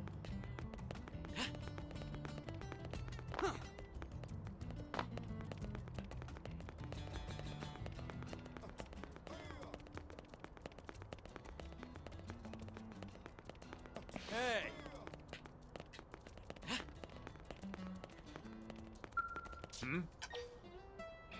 Ask Rosca about the Curator's Division. Ask Rosca if anything's troubling him. Cancelled. Listen to this.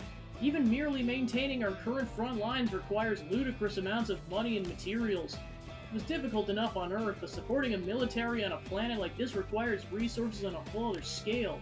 Which means we curators need to secure sufficient resources here on Mira to fuel Blade's military activities. Otherwise it'd be impossible to sustain offensives against our new enemies. Search for the Lifehold or continue countless other Blade projects. It's not the most glamorous line of work. When I came to understand how important it was to the continuance of Blade, I knew I had to join up. Our resources transport helicopters are constantly being attacked by indigents. So far, Howard and Siska have managed to evade the attacks with quick thinking and spry reflexes. But I know it's only a matter of time before luck runs out. We've asked the Interceptors to help clear our flight paths of indigents, but they have a lot on their plates right now, so it could be a bit. Hope they get it through soon. So yeah, by talking to various people, it helps build out the Affinity Shard. Of all the different NPCs you will encounter on your adventure,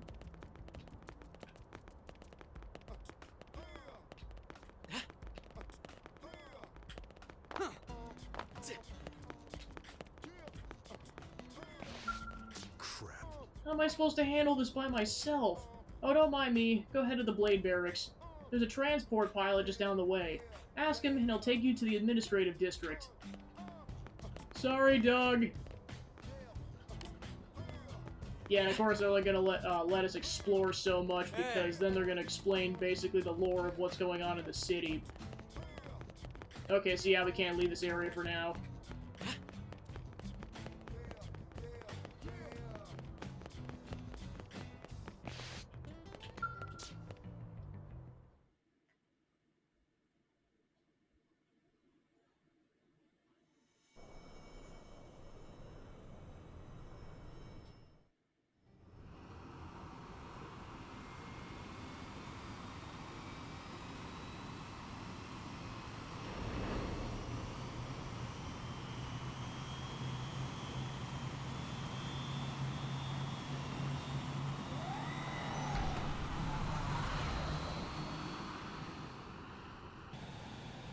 Ooh, we got an aurora going on too, sweet. You can see everything from up here. It beats walking, that's for sure. The best way to see NLA. I never get tired of this view. It's like a different city every time. It's certainly come a long way in the last few weeks. There's still so much to be done. One day at a time. Speaking of which, we don't really have time for a full pleasure cruise here. Why don't you give us the express tour, Lynn? Just the highlights. Okay, you got it. New LA is divided into 4 districts. We departed from the industrial district, where Doug and I were conducting the flight test. It has food production, skill development, you know, industries and stuff. It's also where the West Gate is located, remember? Expect to pass through there fairly often. The only other gate out of the city is in the administrative district, but I'm skipping ahead. Next is the commercial district. Pizza! Restaurants, galleries, cafes, clothing, groceries, you name it. It's a veritable shopping paradise. The CD is the closest thing to a downtown we've got. It can actually get pretty crowded sometimes. Well, by NLA standards anyway. Day or night, the best and only bargains on the planet. To your right, the residential district. Housing, housing, and more housing. Well, plus a nice park and the cathedral. If you're ever looking for quiet time alone, or want to relax and unwind with a good book, that's the spot. Right? The park is my favorite place to just zone out and chill. And last but not least, our destination, the administrative district, the nerve center at the heart of NLA. Note the distinct dual-level structure here. The upper level holds our administrative tower, home to Blade HQ and the government. Not to mention Armory Alley, as well as the barracks where we live. The lower level there is a hangar complex for Skell maintenance and repairs.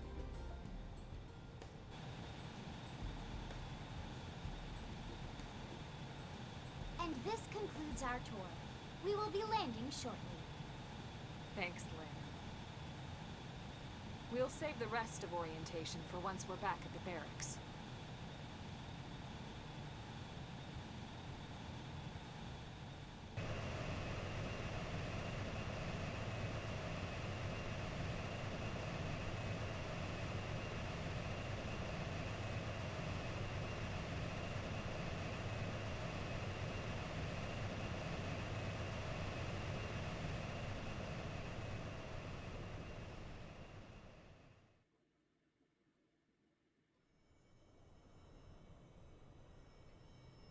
Enjoy your stay in the administrative district, and thank you for flying Linley Airlines. Right. Let's get you over to the barracks. Let Lynn have this, Elma. They'll be eager to hear the details on how I found you, I'm sure. Well then, we'd better not keep them waiting. The barracks are pretty close, actually. They're set up just behind the giant blade tower here. That road there wraps around the left side and leads right to it. We'll pass through Armory Alley, but let's not get sidetracked, okay? We can check it out later.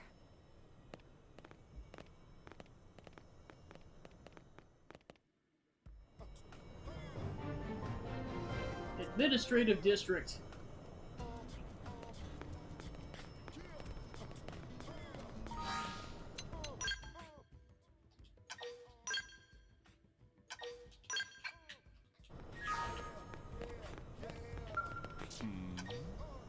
Ask Laura Nor about battle points if he has any interesting news.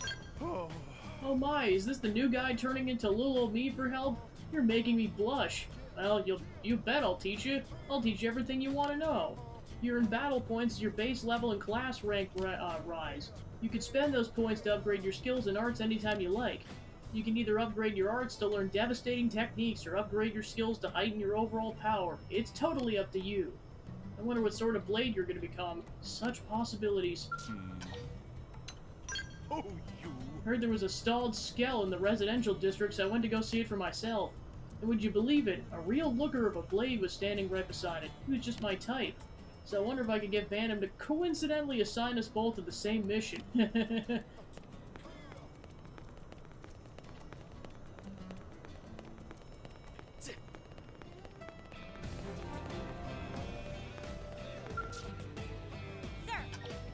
Ask Stella about Shosan if she's heard any interesting rumors. Here's what I know. We officers are aware that not all of NLA's citizens are on board with Director Shosan's policies, but the more we allow our ideals to enslave us, the grimmer our situation becomes. Hopefully some breakthrough opportunity to present itself eventually. You got the look of someone who just might be able to accomplish that. If you're ever ready to be that opportunity, let me know and I'll sign you something important. Sir! Here's what I know. How many times have to turn around? Yes. Intel is sparse. Are you familiar with a continent comprised of nothing but wastelands far to the east of NLA? We're receiving reports of non-naturally occurring structures in the region. We need to find some answers about who built these structures and what became of them and do it fast. I guess I'll have to post a mission for the Pathfinders division.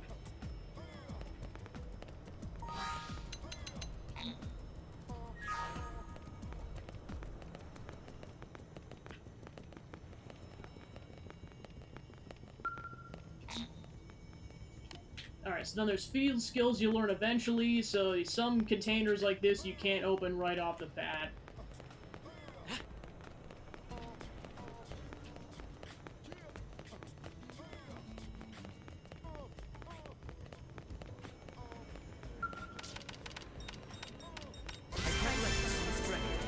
That's true on any planet.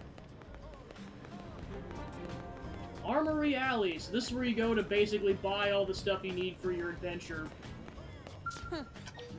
Ask Regina about her shop, if anything's troubling her. We sell strange and unusual stuff my husband picks up on the job. He's a Pathfinder, so he's always finding crazy space junk and whatnot. I don't have anything to show you right now, unfortunately, but check back later.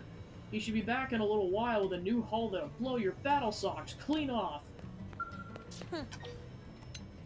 Whatever. Yes, actually. But I'm not going to talk about it. I don't even want to entertain the possibility of it being true. I'm just going to stay positive and hold on to hope. So please don't ask again. Working hard? Ask Fritz about the residents of NLA about recent developments. The city's economy has finally sprung to life and customers are swarming to Armory Alley. I must admit, I'm worried about our future when we were attacked by an unknown enemy and had to crash land on this dangerous world. But humans are tenacious creatures. Hard not to appreciate that when you see the level of energy on display here. But I'd rather be a part of this than a mere observer, so I best get to work. Working hard? Wonderful. You see the Director General's broadcast earlier? Apparently they discovered 10 new crew members. At this rate, the survey of Mira that's stalled for so long will probably be able to resume soon. That sure was a relief to hear. Hey! Any blade can use that terminal to purchase new weapons and protective wear. What?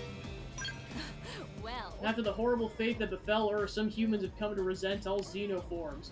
But as a scientist, I'm always eager to see examples of life forms who acquired intelligence through a different evolutionary path. From what I understand, they found ruins throughout the planet that suggest intelligent life existed here previously. I always relish opportunities to encounter the unknown. What about you? What? I mean, doubt is what I do. Ugh. I may be a rough and tumble blade, but believe it or not, I was once studying to be a biologist. When I was a student, I was always off on cross-country trip after another doing field work with my professor.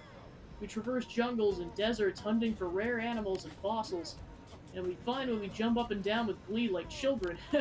My professor stayed behind on Earth, but I know he'd been thrilled to come here and see all the unidentified species on Mira.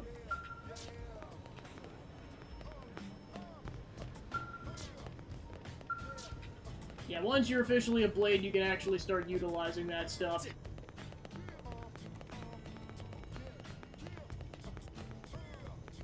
Yes?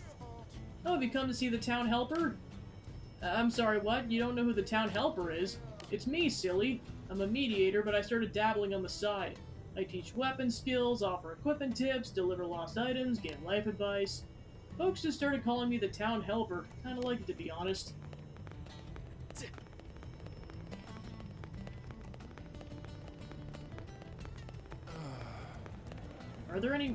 Aren't there any wealthy blades anywhere who'd be willing to donate resources to the arm manufacturers? Really help speed up the creation of new equipment.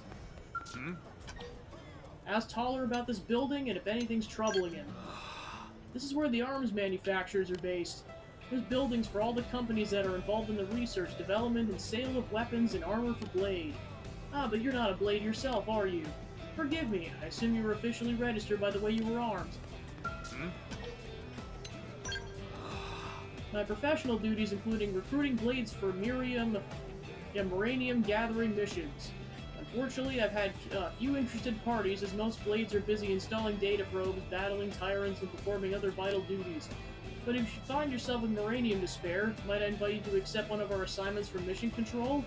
Needless to say, we'll pay a fair price for the Muranium as a mission reward. I do hope you consider this proposition.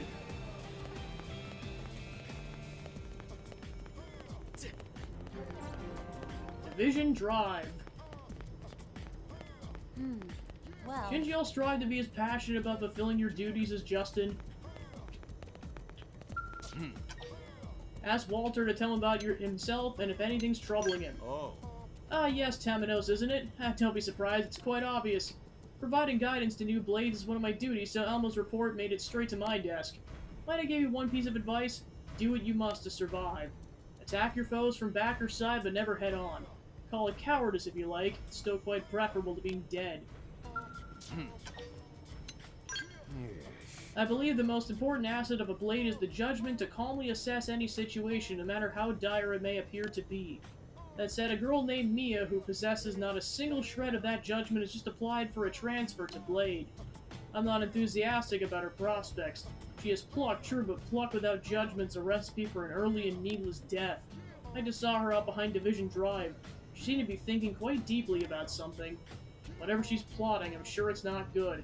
Hope I can convince her to quit soon. Listen. The insectoid indigents tend to be very sturdy, so it's a lot more effective to battle them with things like flame and certain energy waves than with physical attacks.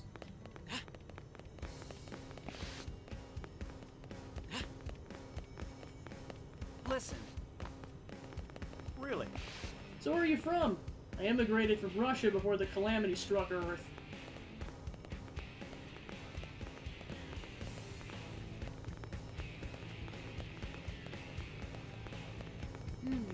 Well... Another Blade team got attacked by the Eponymous at Primordia's Sarum Lake.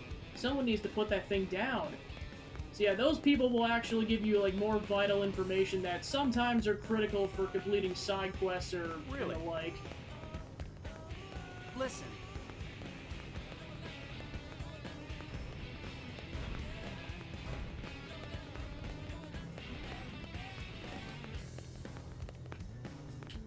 So, Ask Peter about the work the Pathfinders do or if anything's troubling him. What's this, another fan? Well, I suppose it's inevitable that a man as handsome and skilled as myself would attract this sort of attention. Regardless, I always strive to be courteous to my fans, so I'll ask your questions about my body of work with the Pathfinders. Our primary duty is to range throughout Mira and install data probes.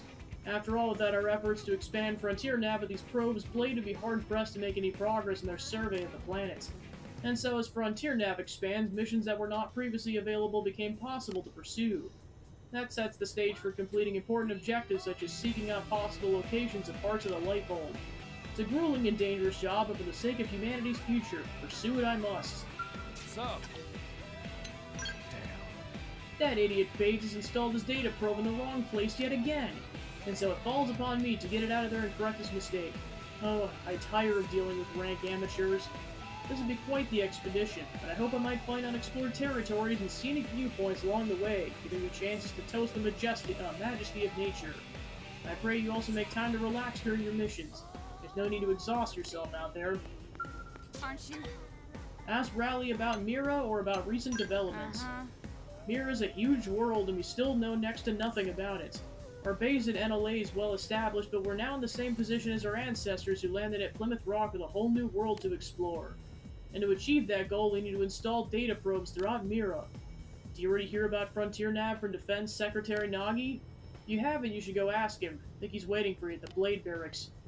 Aren't you? Get this. I'm a member of Team Corwin, who's centered around Captain Corwin and his band of explorers from back on Earth. The team loaded with former professional explorers. Can you imagine a better group for surveying Mira? A lot of Blades get swept up in an idea of joining a team like that and going on grand adventures. And while I'm a sub-leader now, I must admit I used to be one of them. As I still am, actually. As a veteran of the Coalition forces, I was initially assigned to Arena's Interceptors Division. When I heard Corwin talk about his ambitions, I decided I want to be a part of them and applied for a transfer to the Pathfinders. The captain really is a fascinating person. As a new recruit, I'm sure they're working you hard, but you should speak with Corwin if you ever have the chance. So listen. Apparently some guy named HB just aced the aptitude test, and I mean flat out murdered that sucker.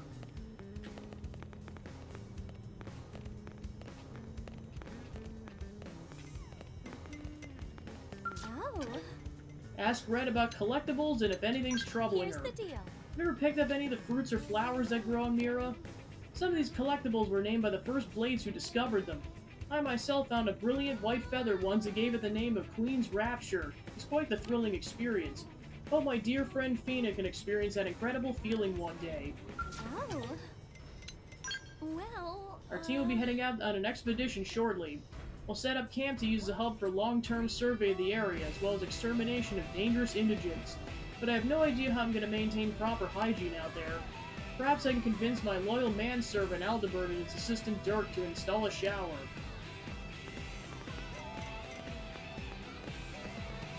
Because that's a tall order. what is it? Ask Aldebert about Division Drive and find out what he's upset about. Here's what I know. It isn't just a base for us Harriers. Lots of divisions at their headquarters here on Division Drive. Hence the name, I suppose. The Pathfinders are right next door to us, and the Mediators are along the way. You just arrived here, right? And I take it you haven't chosen a division yet. You'll see logos like this one on the walls and floors of each division's base. When you decide on a division, look for the building with its logo. A division base like this is a Blade's second home, a place where you and your friends can gather. What is it? After we landed here, a young whelp by the name of Dirk was assigned to our team. Kid's so green he smells like fresh cut grass. Harrier work is dangerous even at the best of times, and I worry the kid won't be able to hack it. Apparently he was some sort of expert marksman in college, but we're not shooting hay bales here. I don't know how he'll perform in a real fight. Still, as team leader, I have to take responsibility for keeping him safe. What? Ask Fina about the attack on the White Whale and about recent developments. The attack on the White Whale by the Xenoform Pursuit Force was like living through a nightmare. We'd slay them and slay them, but the unidentified Xenos would just keep pouring out of deep space. I'd watch as my friend's skulls were destroyed in silence and as the armor on the White Whale's hull shattered without a sound. We fought as hard as we could, but they ultimately broke through our defensive line and infiltrated the ship. So many people were murdered by those monsters, and they never even knew why. I intend to continue fighting for humanity, and I hope that I never have to be part of a battle like that ever again. What? Ask Dirk about the new crew member and if anything's troubling him. Oh. Yeah, I heard it. Elma finally discovered a new crew member on one of her search missions.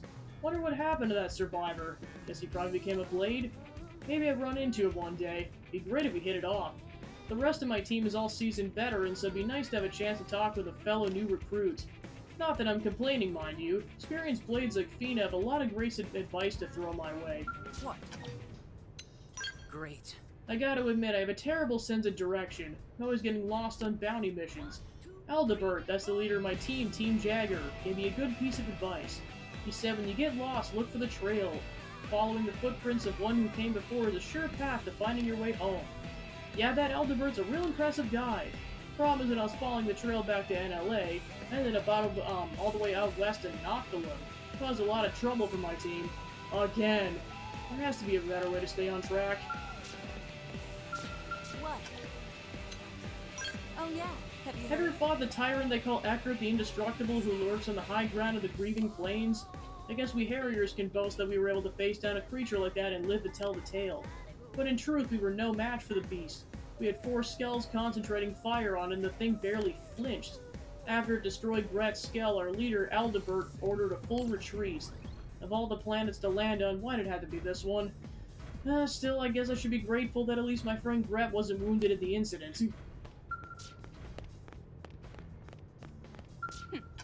Ask Yolanda what she's doing here if she's heard any interesting rumors. What does it look like? We're having ourselves a little chit-chat over drinks and poker. Trying to find out where we're gonna make fat coin on the next mission. You got a problem with that? Don't get the quaint idea that everyone in Blade's some brainless sheep in Nagi and Vandom's flock. Tomorrow we might all be dead, so anyone who's not milking the moment for every sinful pleasure is a Class A chump. really? Dealing with a tyrant that harasses you with dangerous problems? For dangerous attacks, then work on destroying body parts like its arm or head to seal those nasty attacks off. Haven't seen you around here before, you rookie? Well, let me give you a piece of advice. If you run into a blonde bombshell with daggers in her eyes, steer clear. Even look at her cross-eyed, right in the gut. Trust me, happens every day. Hey, I've learned a thing or two from Robert myself, like never to cut corners on a mission. So I'm heading back to Armory Alley to make sure I got everything I need.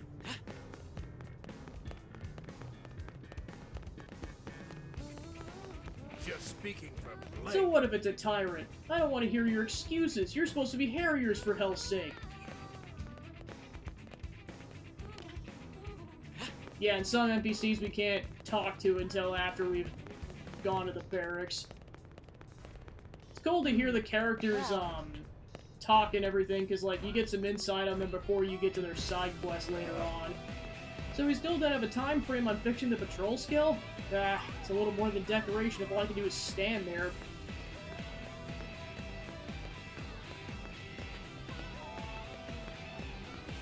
Am I right? A good mediator can never have enough info. Just walking around the city and listening to gossip can provide invaluable leads. If you're looking for that particular prototype, it's already been taken to the outfitter's test hangar. We gotta put it through paces fast so we can clear it for field work. What? Ask Carl about the gate or if anything's troubling him. Great. That gate over there? The east one. Can you believe how long it's been sealed? It's really gonna be a hassle. Huh? You wanna know why people can pass through the west gate but not the east one? Well, NLA is just the residential unit of a ship that's been hastily reconstructed into a city. It wasn't exactly built with ease of access in mind. The west gate entrance where the passage to the White Whale's maintenance managed area used to be. Surprised you didn't know that. Everyone— oh, are you that newly discovered crew member? You are, aren't you? Hey, welcome to NLA. What? Man, I'm as excited about my next mission as I am my next root canal. You wanna swap? Just kidding. I mean, I'd love to swap, but if Trevor found out I passed a mission off, he'd tear me a new one. Trevor is as strict as they come, and no mistake. You do not ever want to get on his bad side.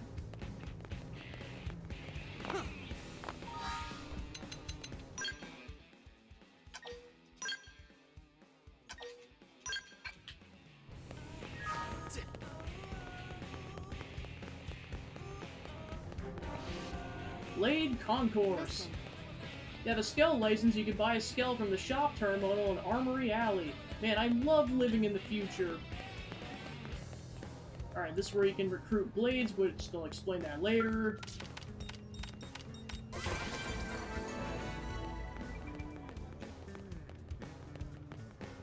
And this is where you get side quests later on. How in the heck am I supposed to pull off this job by myself? It's madness. Madness! You want to come along and help? Ask Wolf about positioning during combat or if anything's troubling him. Any fool is dumb enough to face his foe head-on won't live to make the same mistake twice. You must constantly move to stay in your opponent's blind spots. Attack your foe from the back. Attack it from high or below. Anywhere but head-on. Attacking from any of these positions will improve your accuracy and your odds of landing a critical hit. Do you understand? Do you not understand? Either way, repeat what I just said 1,000 times until it finally penetrates that thick skull of yours. Temenos like, excuse me, sir, I'm 30. I lovingly instruct Blade rookies that don't even know the basics of combat until they grow into respectable Blade operatives.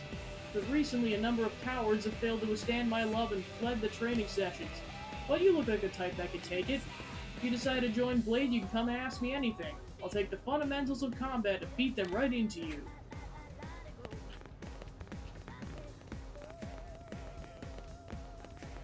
Unbelievable. All Fry does is get drunk on scotch.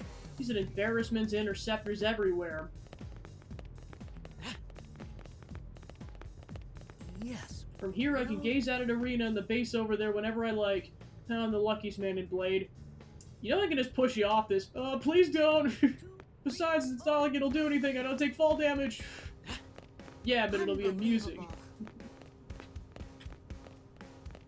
What a beast. The blades that are being deployed to Oblivion are being picked off by a sphinx that lurks beneath Victory Rock.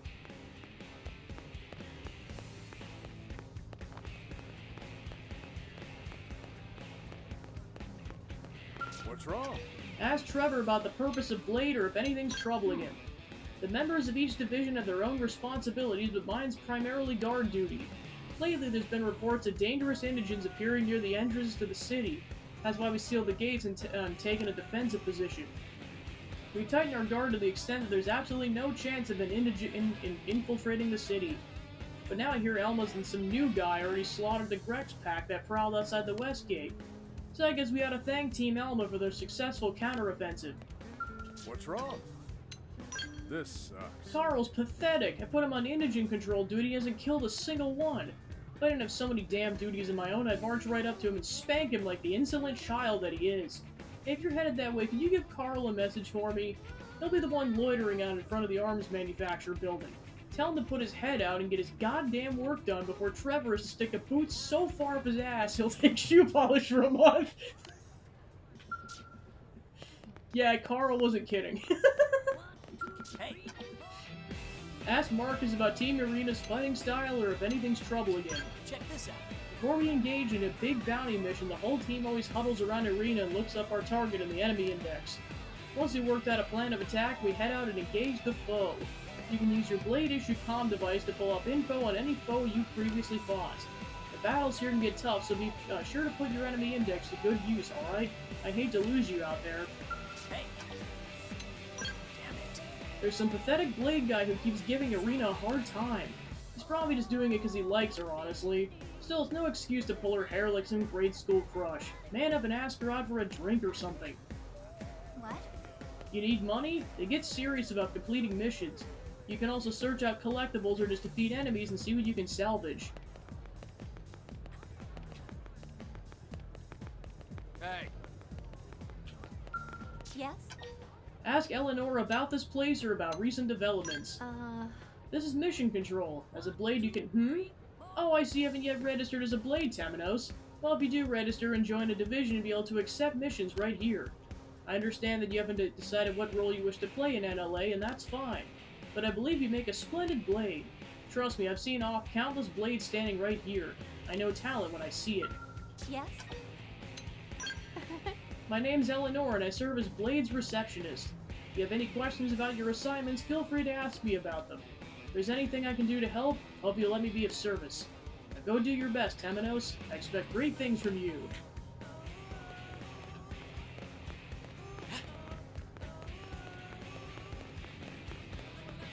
I appreciate it. Ask about his life on Earth or the plants on Mira. Right. Before I got picked for the White Whale's crew, I was surveying new species of plants in the jungles of South America. Now it's my responsibility to clarify in a hurry the effects on our home's flora might have on humanity's future. And yeah, I have military training. I might come from academia, but I'd be damned if I don't pull my own weight around here. I appreciate it. Most of Mira and Flora is still unidentified, but as a rule of thumb, be extremely careful when encountering a new specimen. Once you picked up enough samples to analyze, I'd recommend clearing it out quickly. The place is just as dangerous as the Amazon, mostly like Moreso. You should really proceed under that assumption. Best of luck. Ask about his blade assignment or how he's been doing lately. I'm a curator in Captain Eric's team. We're in charge of surveying Mira's biology. I've always had an affinity for animals and nature and stuff, so I'd like to think I'm pretty well suited to the job. Best of luck. Yes. I know Mira's gonna be our home now, and I know it doesn't sit well with a lot of folk, but it's all a matter of perspective. Think about all the new species of flora and fauna, all the things you'd never see on Earth. Doesn't that excite you? Well, for me it does. Honestly, I'm grateful I get to explore more of this incredible world with every new day. That's right, if you register your collectibles in your Collectopedia, you can earn rewards. It's all the core of what we curators do. Yeah, and that should be under Intel. Okay, so you can't access it until you progress the story a bit. This is where you access your inventory, enemy index, affinity chart, and other info and your achievements. Let's see, 520 about... 740-ish. Wow, it's like 740 achievements? Jeez. If you go down in combat, I'll rush over to help you back up. And if I'm the one who goes down, you do the same for me. Right? You do that for me, right? Ask Kent about the people of NLA or if he's heard any interesting rumors. Even the residents of NLA who are not members of Blades are actively supporting the city in some capacity. After all, we all share the burden of being among humanity's last survivors. I, for example, have the role of keeping Blades in tip-top condition. I'm willing to sacrifice anything to help Blades succeed. I heal those who are building our legacy even at the cost of my own life. And what of you? Are you prepared to do your duty as one of humanity's last survivors? I don't engage in gossip or any forms of idle conversation that serve no clear purpose, but I suppose Sherry over there might have a few interesting things to share. She's very popular with the Blades and gets to hear a lot of their stories. I don't know if any of it would be of interest to you, but if you wish to know of happenings outside the city, you should speak to her. What is it? Ask Solon about the role of support staff or if he's heard any interesting rumors. Us support staff are the ones who clean up Blades' messes in the maintenance center and commercial district. As a doctor who heals the wounds of Blades, I actively serve in support capacity. Keeps me far busier than I'd like. There's no end to the foolishness of Blades who throw themselves into battle and sustain needless wounds in their every encounter. Should you end up in the combat role yourself, I urge you to equip yourself properly to avoid sustaining any preventable damage. What is it? I can't believe a fellow alumnus of my elite university chose to become a Blade of all things. And this was a man so accomplished he stood out even among the top students at our university.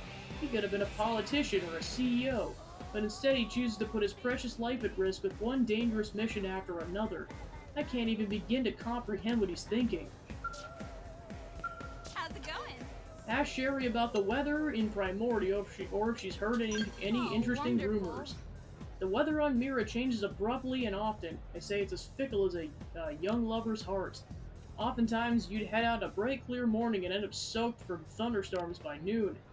Veteran Blades tend to carry a wide variety of equipment in order to respond to changing weather. For example, electrified weaponry is especially effective during thunderstorms. How's it going? Wow. Did you hear about the Blades who found an unusual flower while they were out on a mission in Primordia? Turned out to be an indigene that was just camouflaged as a flower. The thing attacked her out of nowhere. She's lucky she wasn't killed. Here the poor girl's totally traumatized now.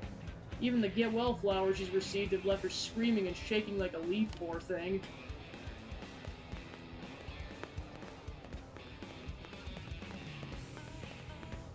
Did you hear?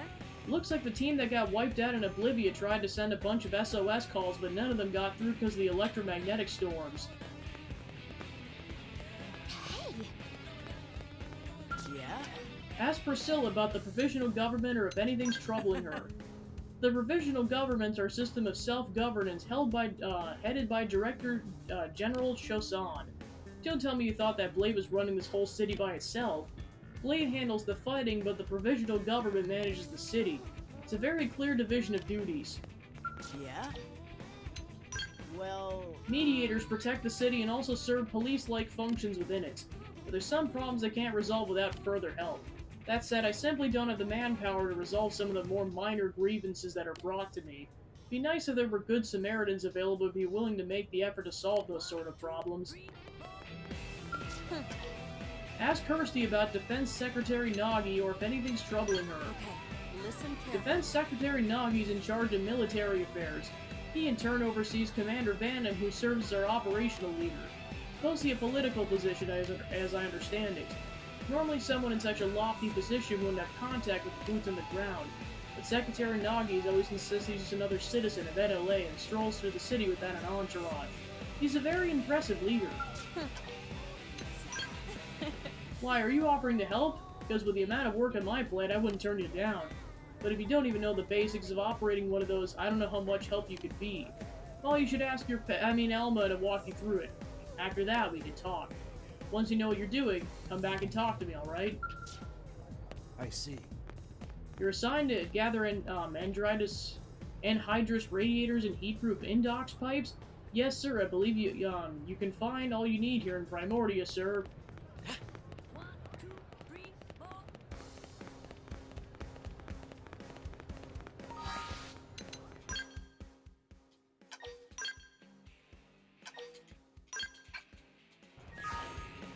Alright, on to the barracks.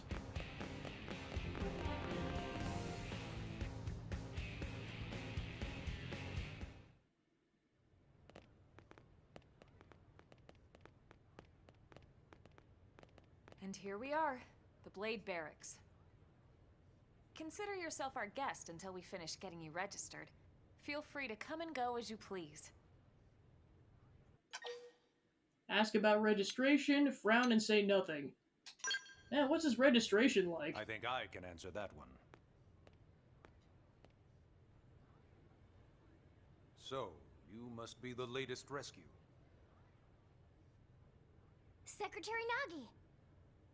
Miss Koo. Chipper as always, I see. What can I say? Pep is my middle name. I ran into Doug Barrett on the way here, and he didn't seem quite so upbeat. Anything about today's flight I should know? No. Nothing to worry about. Good.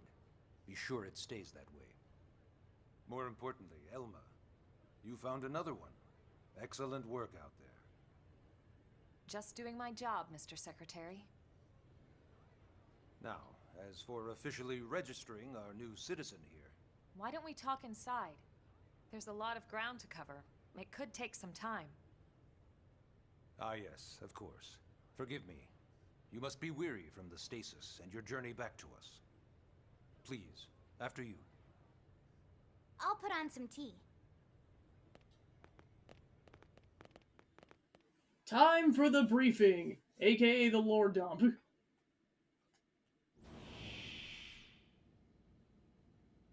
Everyone take notes, there will be a quiz. I'm just kidding.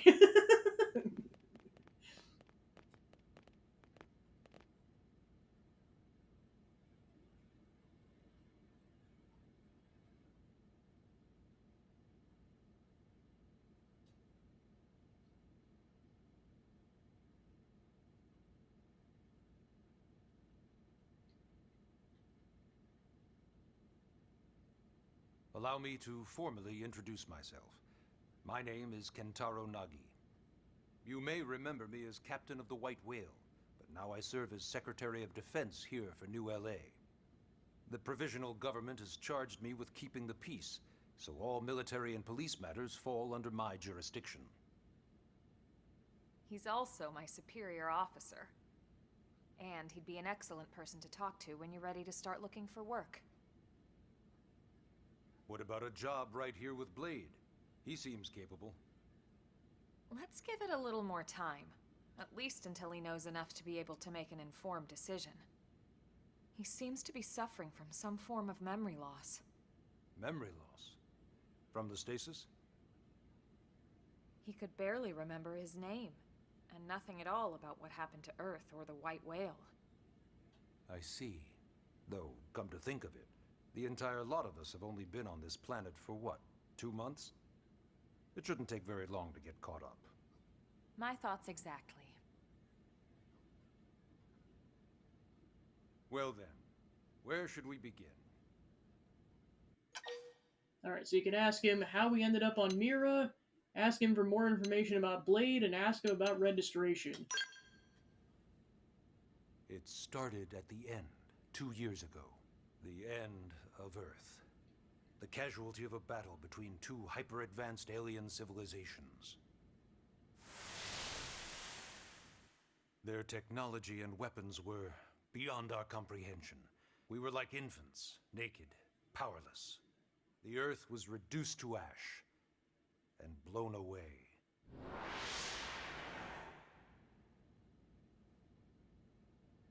I still wonder if I hadn't been there. If maybe all of this could have somehow been avoided. No one can know that, Elma. What we do know is without you, there'd have been no Project Exodus, and no escape for any of us. Did it go perfectly? No. But we are here, and we are alive. We survived.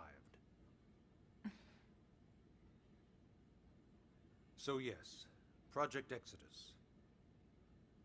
Once we learned the Earth might be threatened, we needed a plan to preserve all her various life forms. That plan was the Earth Life Colonization Project, otherwise known as Project Exodus. Those of us who escaped on the White Whale spent over 2 years wandering in space. 2 hard years. But we clung to our mission, find a habitable planet, and settle there. We had no idea how long it would take. Or that the decision would eventually be made for us. The Xenoforms found us again, and, well, it wasn't a happy reunion. Earth wasn't enough. They wanted humanity destroyed. For better and for worse, we were close to planet Mira when we lost control of the White Whale. Inertia and gravity took it from there. The ship had taken way too much damage to survive entering the atmosphere intact. We had no choice. We channeled all the power we had left to soft land the habitat.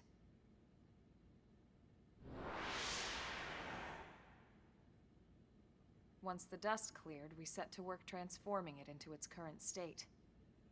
Searching for survivors, establishing Blade, installing the provisional government. Basically, making it a sustainable city.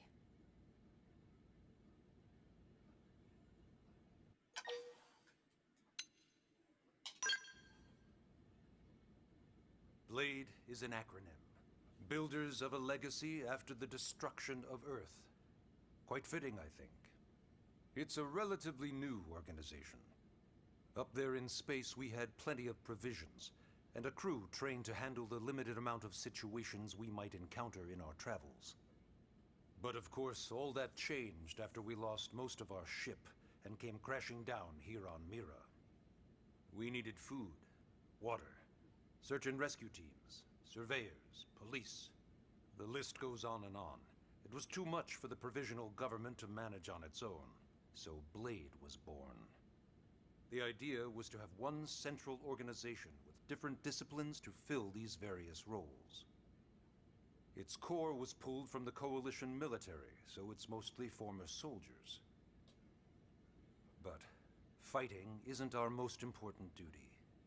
Right now, we have a single top priority that supersedes all others. The search for and recovery of the Lifehold. Take a look at this.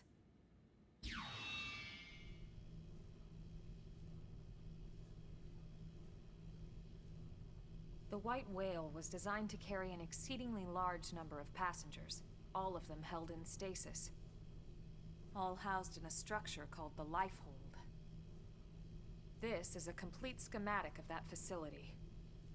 Only essential personnel were conscious and active for the journey from Earth. The flight crew, maintenance engineers. And of course, some military so we could defend ourselves if necessary. But the vast majority were in the lifehold. Are in the lifehold. With any luck, they're all still there, in stasis, waiting to be rescued. But there's a problem. We now know the lifehold broke apart along with the rest of the ship when we came down on Mira. What we don't know is exactly where all the pieces landed. Not very comforting, I know. Blade's top priority now is locating the missing units.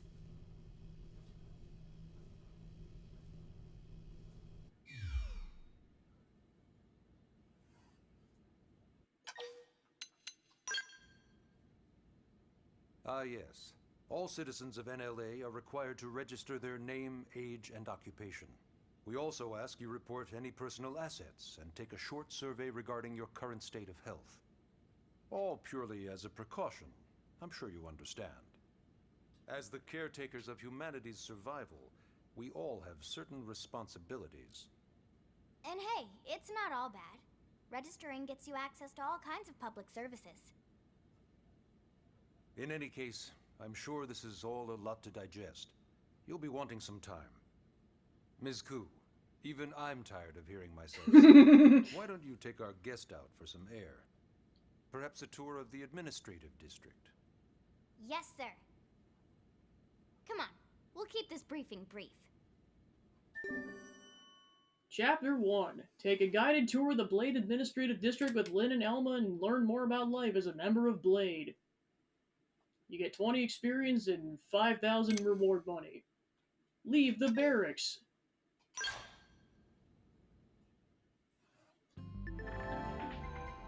Press R to display the navigation panel on the bottom right of the screen.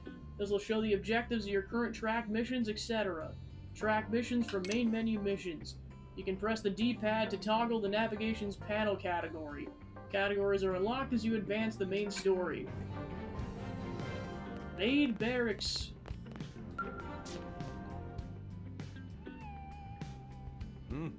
As you explore the administrative district, think about what sort of life you'd like to lead here in NLA. Take all the time you need. Be right here whenever you're ready.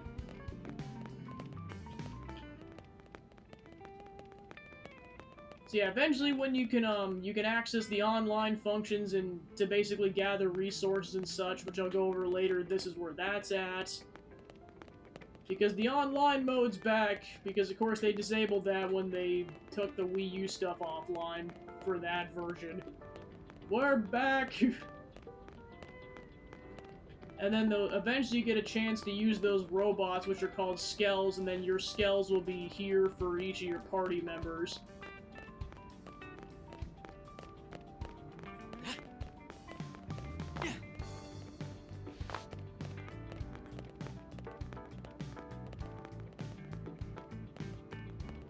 Then the rest of it's kind of just for decoration. Here's kind of the kitchen where cutscenes play out.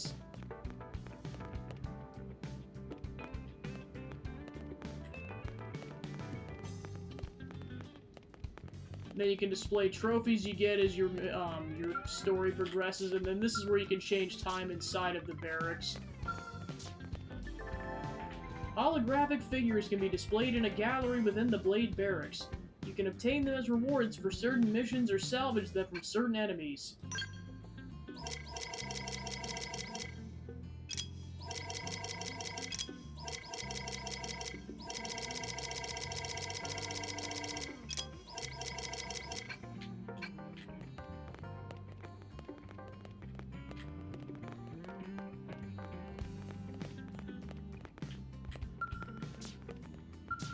And the customization center will be useful later.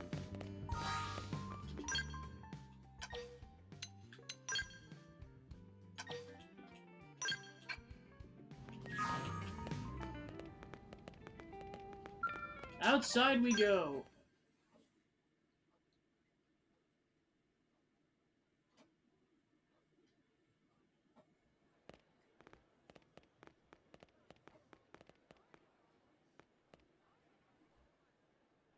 You know, it's not every day we're authorized to let a civilian tour the administrative district. Yeah. Nagi must really, really want him to join Blade. The AD is a bit different from the other districts. It's got everything a Blade would need, all in one place, without any extra fluff. Get a load of that scale. Even the way that they walk is so cool. Oh yeah, work it, baby.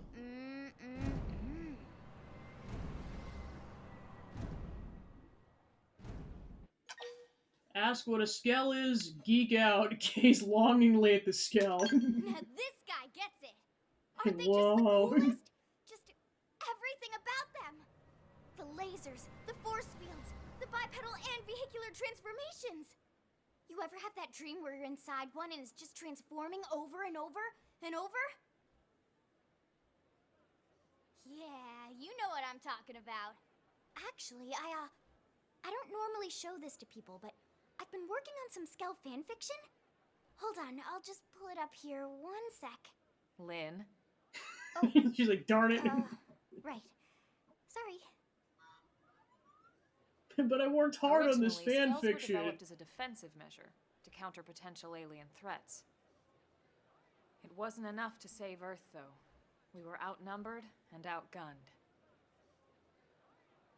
Still, just look around you. New LA has gone from basically nothing to this in just 2 short months. We could never have come so far so fast without Skell technology. I'd love to get you into one to see for yourself, but it's not that simple. Well, yeah, duh. For one thing, only Blades are allowed to pilot Skells.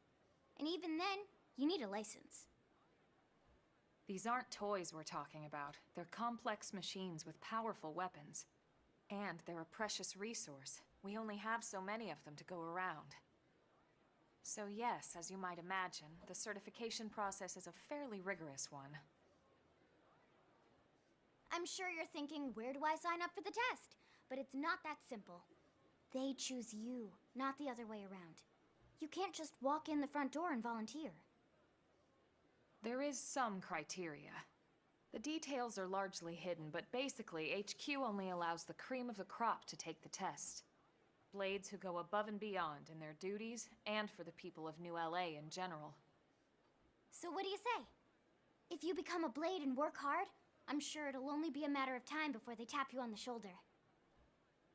Speaking of work, that reminds me. Why don't we check out the Mission Control Board first? That's where we take on our assignments. Good call. Let's head on over.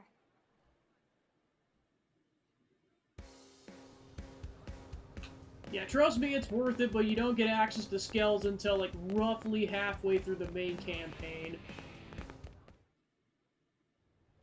So this is Mission Control. We don't have a dispatch system yet, so Blades usually choose their own assignments. Everyone comes here and selects from the missions available on the board.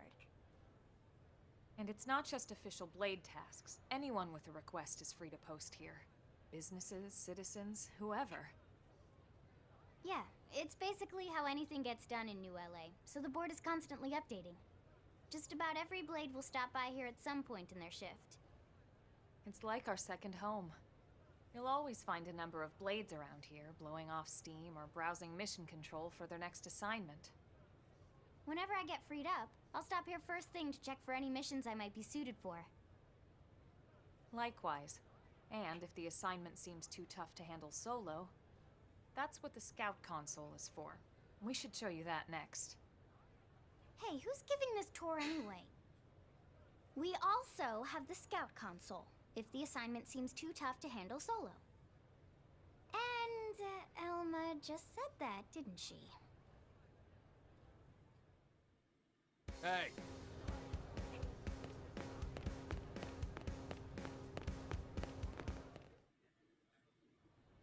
Ta-da! The Blade Scout Console. When the going gets tough, the tough go to the Scout Console. You know, to get tougher. If you do end up joining us, you'll quickly realize just how important this little kiosk is. A lot of the mission control assignments are too much for any one blade to handle. They tend to call for multiple members with specialized knowledge or unique skills. This console lets you search for and recruit other blades to fill those roles for just such an occasion. You can't spell blade without team. Sorta. Anyway, awesome, right? So, you ready to join up? Hang on, Lynn. Take it easy, would you? What? I'm just saying you'd have to be some kind of an idiot not to want to join Blade. Or maybe a crazy person. Oh, and here I thought you might be pressuring our guest. Apology accepted. Now, how about a little shopping? And I'm not talking about the stuff over in the commercial district. I'm talking about Armory Alley.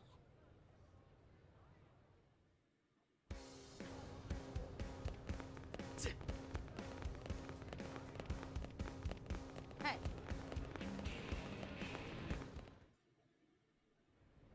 So this street's what we call Armory Alley. Blades can requisition equipment from any of the vendors here.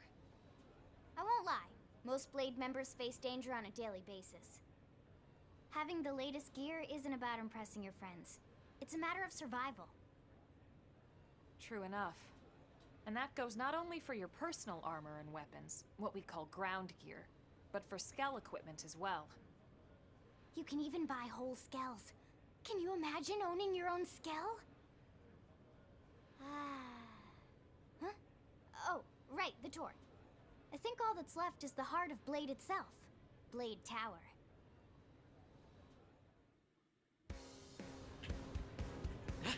Hey!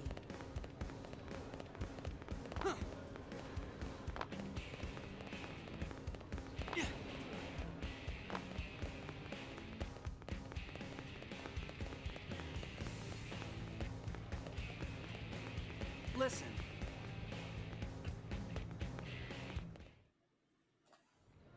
So yeah, Blade Tower.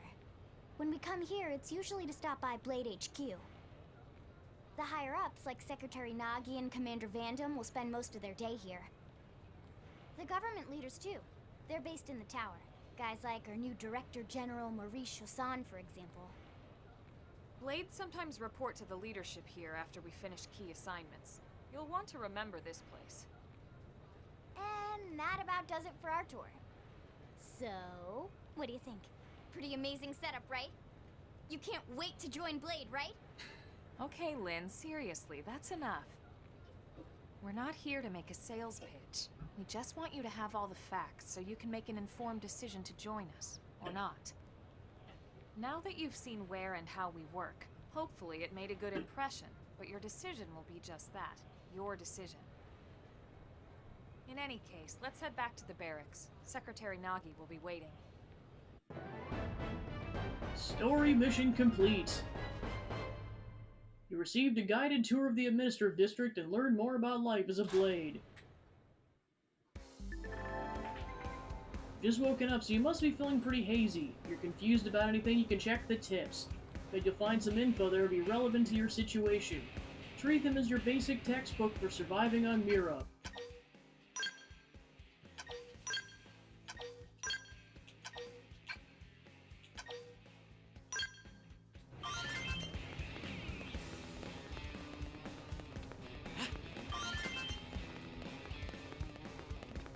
Really?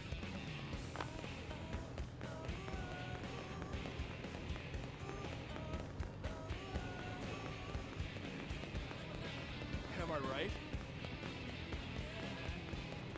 Hey!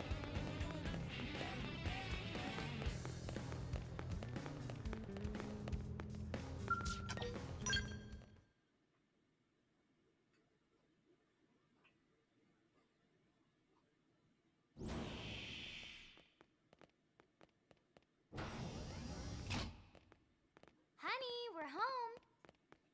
Yes, very amusing. Who wants a fresh cup of tea? Thank you, Ms. Gu, but I can't stay long. I just wanted to pass along a request from your commanding officer. Commander Vandam? Does it have anything to do with our new arrival? Correct. He stopped by while you were out on your tour. He said he'll come back, but that I shouldn't wait to ask you. Here we go. I bet I can guess. You probably can. He wants to fast-track our new friend here for blade duty with a training assignment. What in the hell are we waiting for? As he put it. The commander does have a way with words. Makes even my pitch sound smooth. I explained about the memory issues, but he didn't see it as a problem.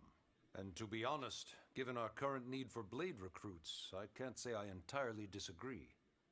Hey, it's not me you need to convince. Blade service is voluntary, remember? Of course, and I would never force or coerce anyone. Well, friend, what do you say?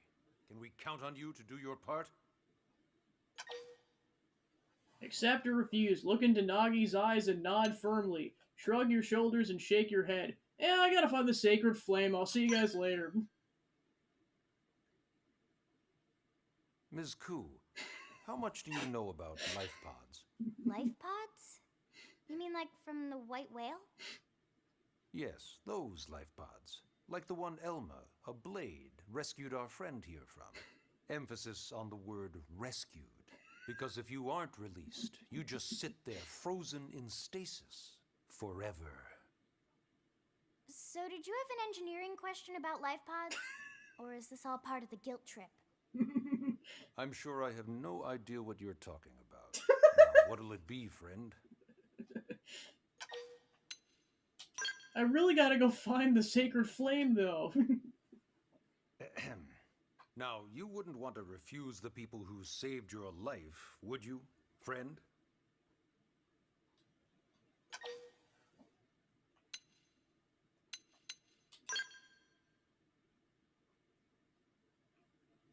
You said no, you wouldn't refuse.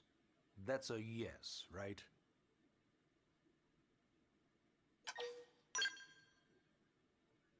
I knew you'd make the right choice. So yeah, they're just like, no, you're. If you want to the progress the plot, you're doing Helma, this, darn you it. can start on your team. You'll begin training immediately. Yes, Mr. Secretary. With pleasure. All right. Welcome to the Cool Kids Club. But you'll help me find the sacred flame, right? Now then, let's discuss that training assignment. We've decided to start you out on a probe installation, just to get your feet wet. I guess we should back up a bit. Here in New LA, we're using a specialized computer system called Frontier Nav to help us deploy a sensor grid across Mira. A network of data probes that allows us to monitor conditions and collect all kinds of information about the planet. Expanding that grid and filling in the blind spots is one of Blade's highest priorities. Here, take a look at this. What you're seeing on screen is a terrain map that includes New LA and the surrounding landmass. As you can see, we've divided the area into a series of hexagonal blocks. We call these blocks segments. Together, they form our grid. We determined this was the most efficient pattern, given the limited range of our probes. Based on it, we know exactly where we need the probes to go. Now we just have to install them. The sooner the better, as far as I'm concerned. The Frontier Nav probes can also detect the general locations of living things in the vicinity, which comes in handy if we need to track down a blade or another citizen. Yes, quite handy indeed. So for this first exercise, you'll be heading here, to that white segment. Go there, install the data probe, and then come back home. Got it. East of the city. In that case, we can take the east gate out of the administrative district, right? We should be there in no time. I'll leave the details on the data probe installation procedure to you, Elma. Of course, Mr. Secretary. All right, you two, shall we? Yeah! Training or not, let's go install the hell out of that probe! Aggressively shoved into ground. Install the data probe at the Frontier Nav site and complete your training. You get 50 experience and 10,000 money. And a couple of probes. Yeah, mining probes are basically how you get resources, and then it'll specify at the site what you'll get, and then research probes are how you collect money. And I'll go over more details about that when it comes up. Chapter 2, The New Frontier.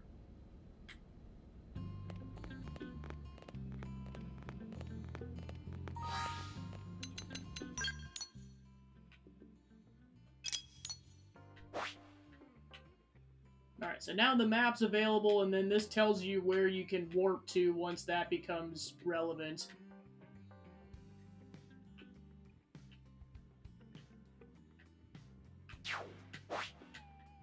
So yeah, I'll point this out now that we got access to the map finally. So yeah, here's NLA kind of in the south central.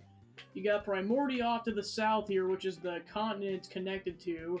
Off to the east, you've got Oblivia, which is kind of like a desert, kind of valley kind of a continent. Like here, Primordia is kind of more like the plains area. Then over here, you got the lush forests of Noctilum, which goes all the way on this peninsula. And then you go across this series of islands, and then it leads to this kind of cold, spore kind of desert area called Silvalum, which then connects to this volcanic area over here called Caldros. Those are pretty much your 5 major continents plus NLA, which is connected to Primordia.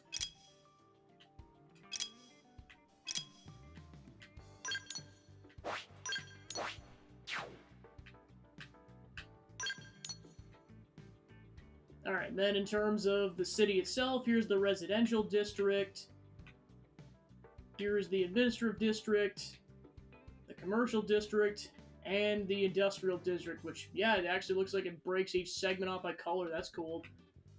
Yeah, and each of these hexagons will basically be where a quest is, and when you've completed everything in each hexagon, it'll mark it as complete.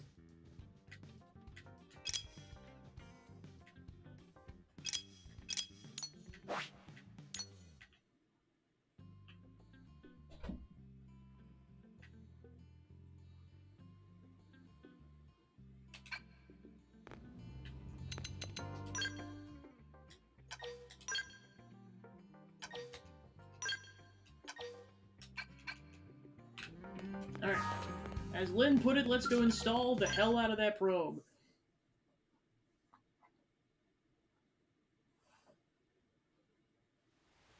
Man, am I glad we pulled an assignment to the east of the city this time. It'd be a long walk all the way back over to the west gate. Hold on. Are we even sure the east gate will be open? Last I heard, it was still on lockdown from all the high-level indigent activity. It was, but they just lowered the threat level earlier today. The gates are officially open for business. One of our teams must have gone out there and kicked some furry indigent butt, huh? Suggest it was you and Elma, or speculate it was Irina and Gwyn. Wouldn't surprise me at all. Irina's team is one of our best. How does he know Irina and Gwyn? We ran into them just before we met up with you. They were on their way out to an assignment. Well, then that settles it. It must have been them, right? Man, forget this amateur hour probe baloney. Those guys are where the action's at. I'll try not to take that personally. But enough talk. We've got our mission to deal with. Let's head out. Roger. That probe isn't gonna install itself. Let's get to the east gate, shall we?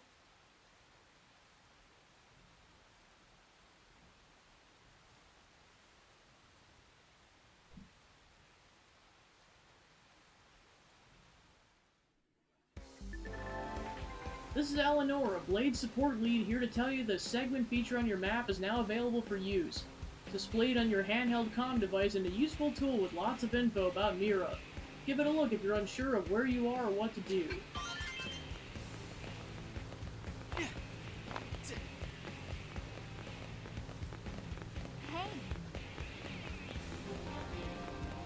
Alright, so basically if you hold L and hold the control stick backwards, that's how you zoom in and out.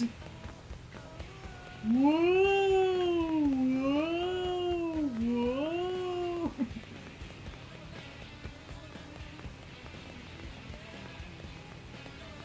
Hey!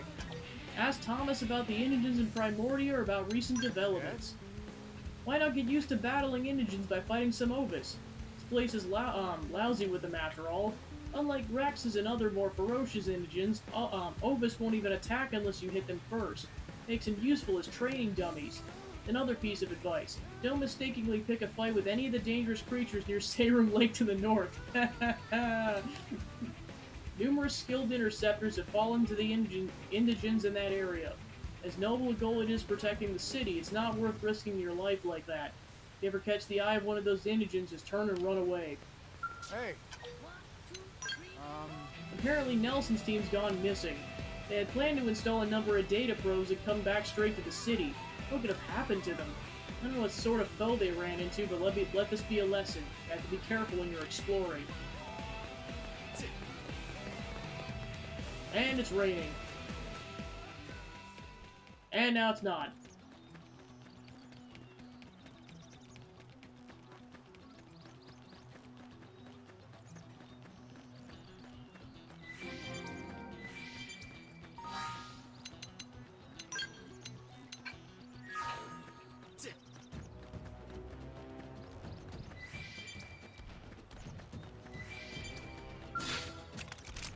Wear them down from a distance. Shadow strike! Have that fire. Move in and do some Put some damage. power into this one.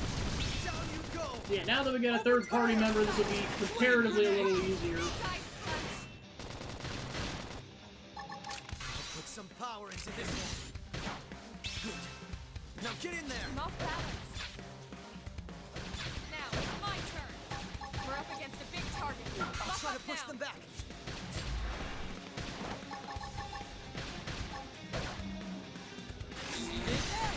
Stop it! Upper hand. I own Appreciate it. Move in and do some damage. Side slash. Shadow strike. edge. We're in a good position. Move in. Now, if we can just topple them with gunfire. I'll take them down. Victory is ours. My cookie. Level up!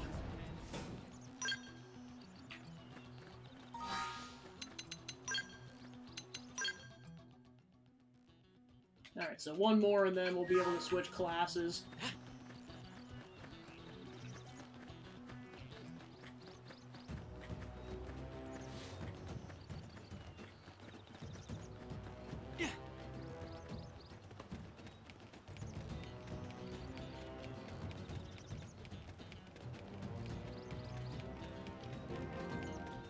Eastgate, BC.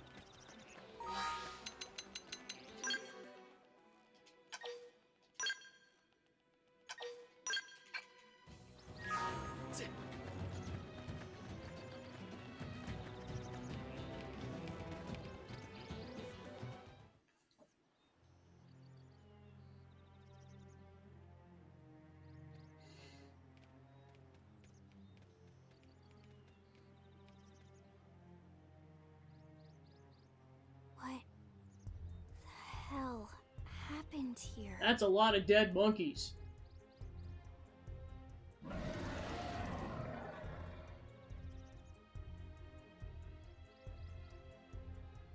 You don't think that one Sinicula could have killed all these simius?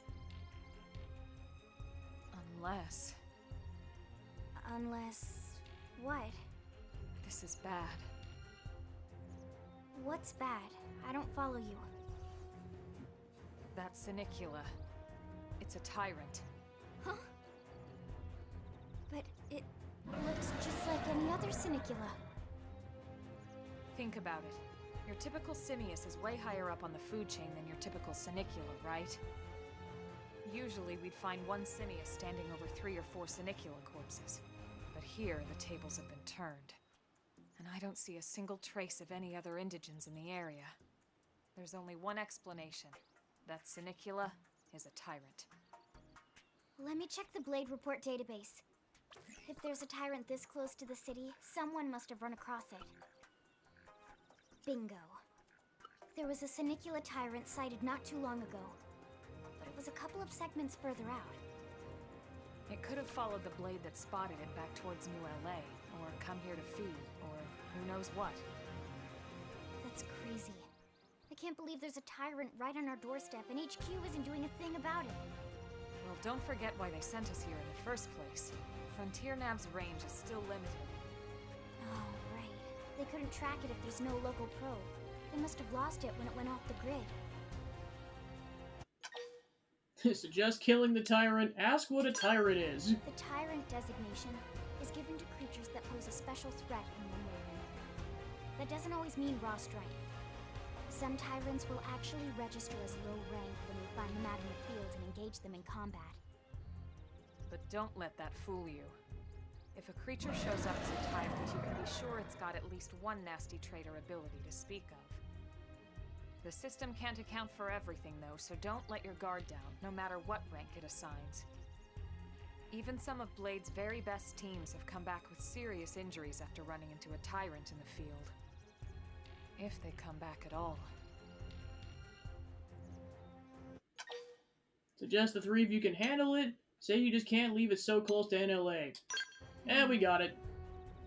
Well, alright. I'm game if you are. Count me in, Elma.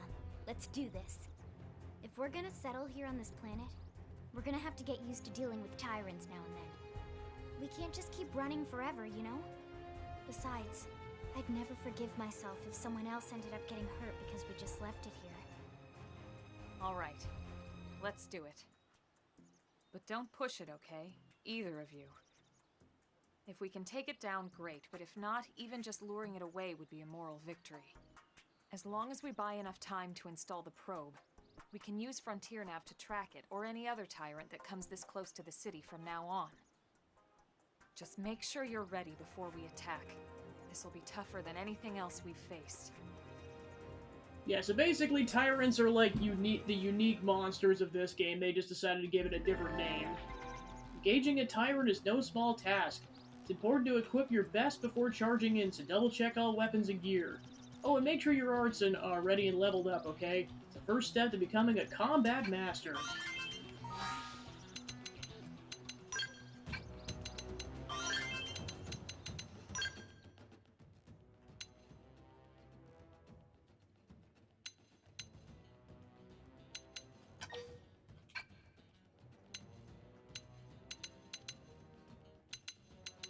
Yeah, at least for Cross, I recommend saving it because you might want to save it for other stuff you might want to upgrade on different classes, but for the other characters, they're locked into whatever class they're in, so for them, you can go nuts.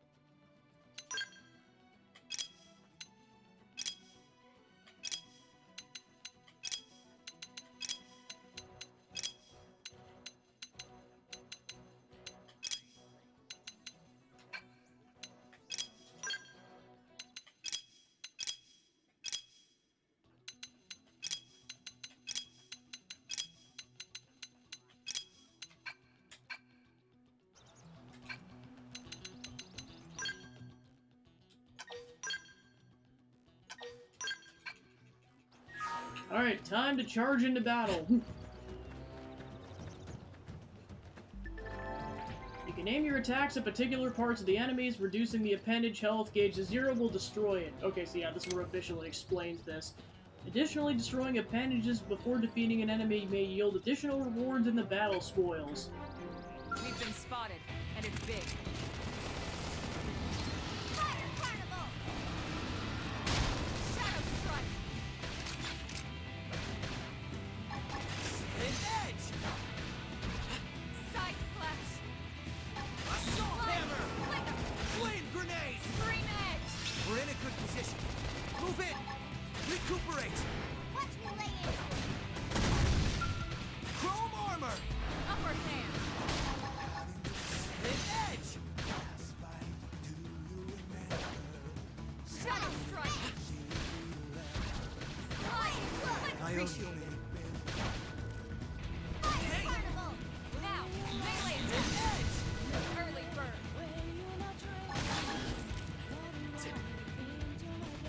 Side Slash! Yes! Get him again for me! I'll make sure to leave a dent. Off balance! Flash! Slide! Now get in there! My turn! Assault hammer! Down you go! Open fire! Scream Edge! Chrome armor!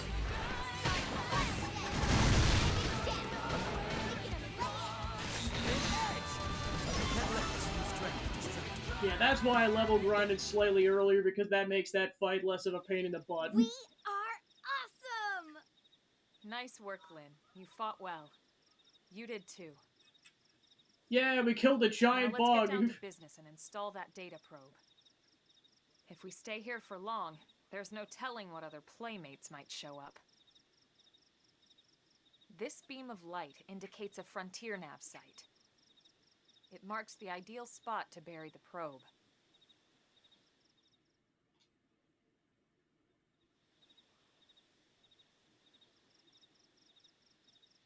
Okay, the probe should be ready for insertion. I'll just boot it up. Thanks, Lynn.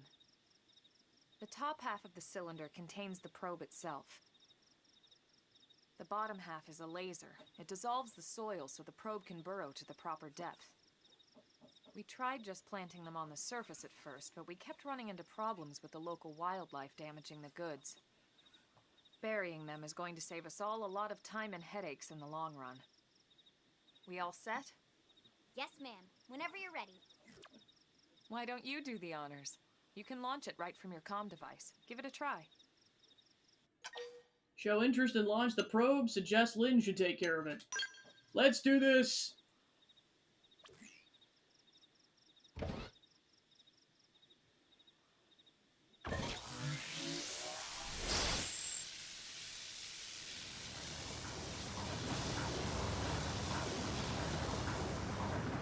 Good. Now we just need to give it a minute to reach the target depth.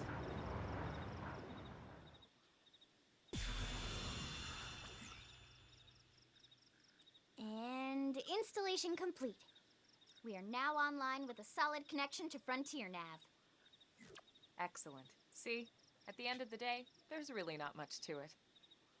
The hardest part was calculating the ideal probe locations. We need them spread out evenly to maximize data collection. Yep, planting probes is easy. And the more we plant, the more likely we are to find missing crew. So anytime you see a probe site, there's no excuse not to plant that sucker. Unless you're surrounded by dangerous That'll enemies. do it for your training. That Let's might head be a back to the dissuader. barracks and report to Secretary Nagi. Yeah, I call it probe chicken. It's like, who cares if there's level 50 enemies around then? Let's install the probe anyways. Frontier Nav probe sites, or FN sites for short, are optimal locations to plant data probes. Placing will reveal segment recon for surrounding segments.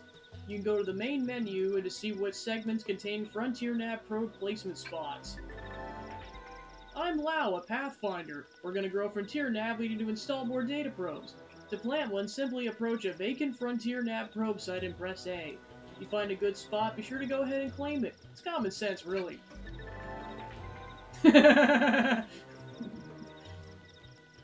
All that's left is to report back to base, but first I'll let you in on a secret. A giant beast like that's usually best engaged with a skell. Neutralizing a foe like that on foot, especially a tyrant, is pretty risky, so be careful about such a thing in the future, okay?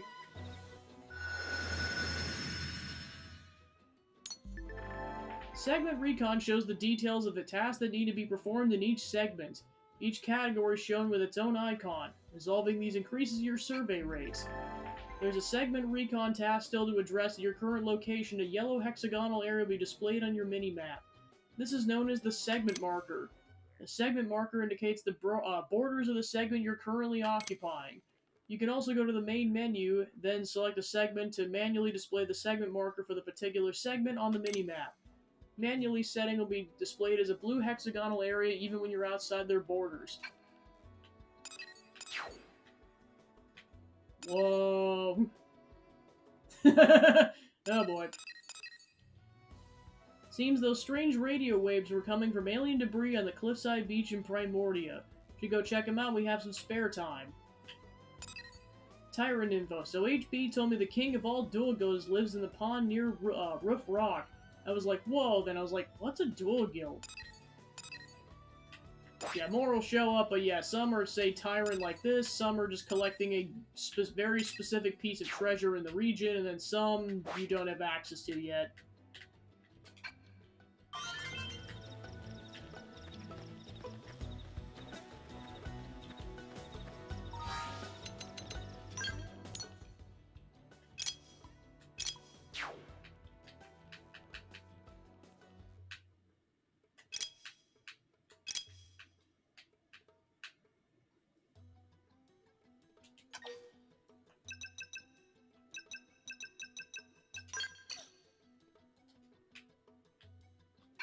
Okay, so we can't warp back there yet.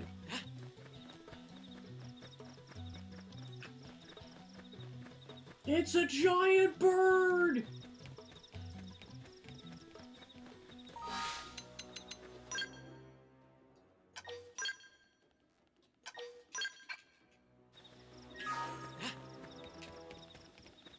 Yeah, so the goal, once we kind of get everything situated, the goal of the next session will pretty much just be to explore as much as possible, because technically speaking, once you're done with, like, this chapter, maybe a couple other random things, and they let you loose, you can go anywhere you want on the entire map, unless it's, like, it requires Skell transport. Like, if you're really sneaky, you can go all the way to Cauldros if you want. I've done it multiple times, it's always adrenaline boosting, and terrifies me every single time, and I'm going through like level 40 areas, but my gosh, it's a rush. I'm not gonna go literally everywhere, but at least kind of the base areas, just to be like, okay, we've got a foothold in at least like most, if not all, the continents. And kind of at least a couple checkpoints in each continent.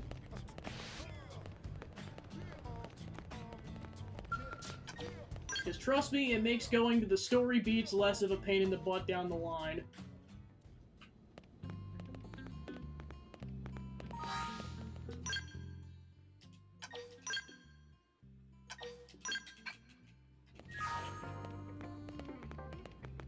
Plus, there's some early, I guess early story stuff that you can access in the other continents if you make your way out there. Look what the cat dragged in. Sorry we missed you last time. We could have come to meet you at HQ, you know. Indeed. I suggested as much. Twice. And we know how much I enjoy being told what to do. Anyway, I hear you tangled with a tyrant, way out of your league, on a training mission, no less. That was reckless, and goddamn magnificent. You successfully installed the data probe and completed your training. And also impressed this dude.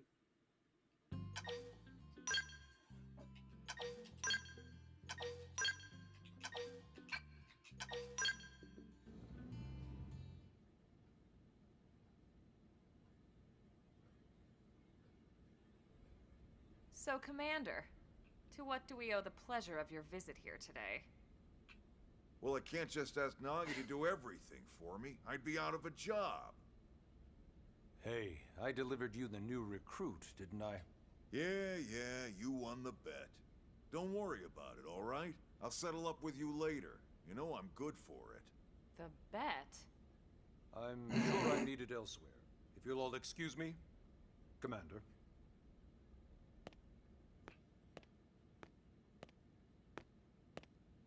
Well, that wasn't obvious at all.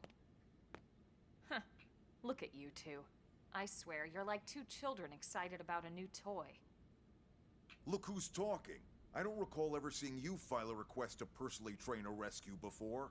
Is that so odd? It is before we'd even asked him to become a blade, little Miss Stick in the Rear. Usually I ask when I don't get your slang expressions, but something tells me to just let that one go. Enough about that. Where are your manners, anyway? I still haven't been introduced to our new recruit here. Commander Vandam is Blade's top officer. In a past life, I was chief engineer on the White Whale.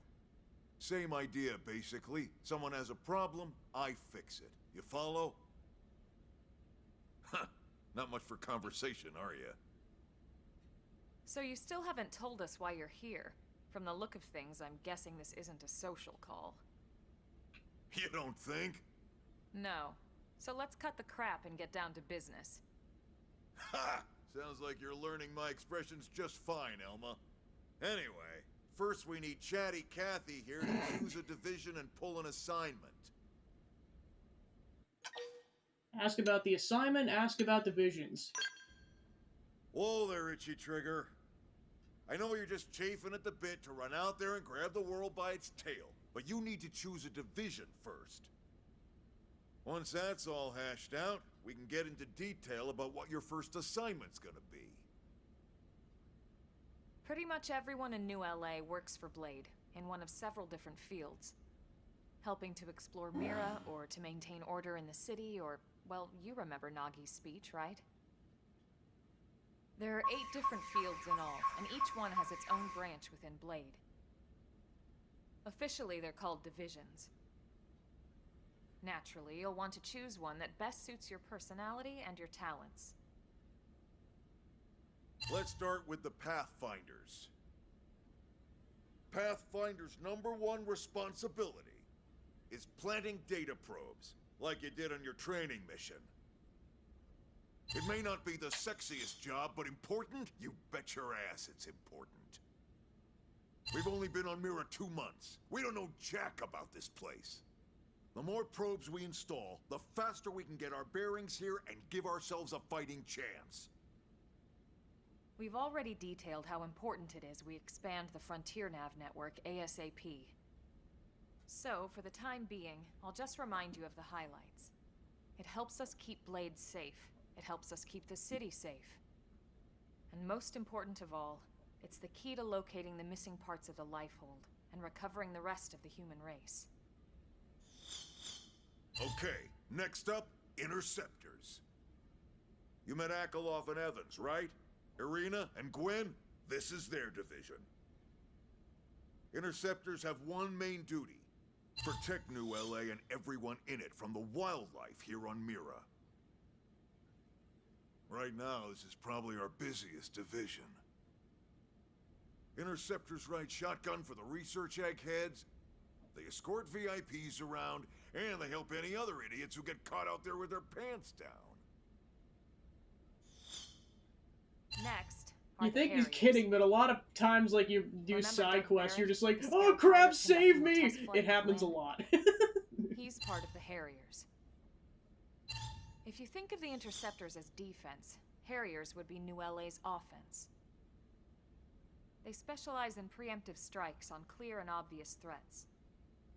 But only on clear and obvious threats. They're not meant to go out and just blast any indigene that moves. And you got your Reclaimers. These guys are in charge of finding the other pieces of the White Whale. Among other things, that is. Including anything of ours left behind after a battle. Skell debris, weapons, personal effects. It can get a bit morbid, frankly, but it's gotta be done. Until we're up and running here on Mira, and have this place completely figured out. Everything we brought from Earth needs to be treated like it's irreplaceable. Also, the search for the Lifehold. That's mostly on the Reclaimers. Next, curators. Curators are the first to scout ahead to unexplored territory, bringing back whatever samples they can get their hands on. Fruits, bugs, sticks and stones, you name it. It's not all picking berries, though. Being a curator also means being the first to encounter unknown indigents. Next? All right, prospectors. Prospectors do, well... Yeehaw, let's do it! They poke around, looking for minerals, resources, and whatnot. Gosh, I Things we miss need for everyday Partitio. life here. We packed all the essentials we could on the White Whale, but that won't last forever. We need to be able to replenish our water and fuel if we want to survive. And sooner or later, we're gonna have to figure out how to replace things from scratch. From the socket on a Skell's knee joint, right down to the frying pan in Lynn's kitchen. Without these guys busting their butts, we'd have no future to speak of. Next up, outfitters. All of our ground gear and Skell weaponry is developed in conjunction with private arms manufacturers, or AMs. Outfitters are Blade's way of supporting these AMs. They'll seek out anything that might inspire new weapon ideas, and even assist with testing new prototypes. Finally, the mediators. These are the folks who keep everything hunky-dory with John and Joan Q public. Any problems a civvy has, they come to mediators. Fight with your neighbor? Mediators. Lost cat? Mediators. It's not a division for everyone. You need to be a jack of all trades, and a people person. Someone with my charming personality? Probably not the best mediator. But if you got what it takes, it's a clutch role, keeping things cool on the home front. All right, so I think that's all 8 divisions. Any idea which one you'd like to join? Don't fret about it too much. Whichever you choose, you still have a lot of freedom in how you operate.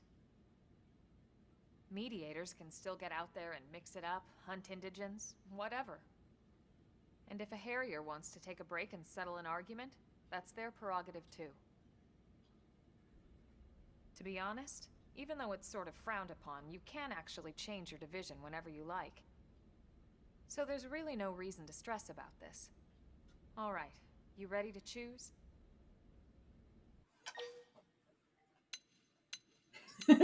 Let's hear the explanation. No, we're not doing that. Yeah, and we're on pins and needles here.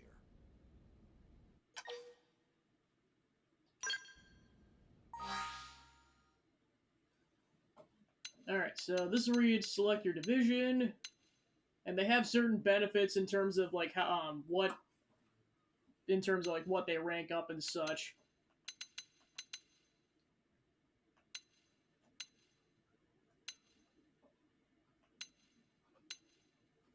And time to think about what would be Temenos' most canonical division.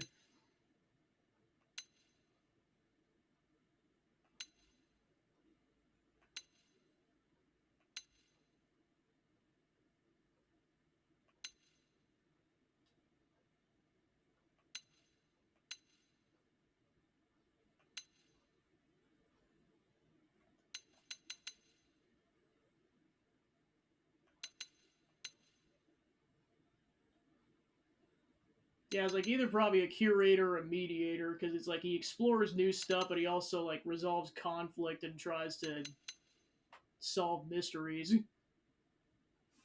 That'll go curator. Then it's settled?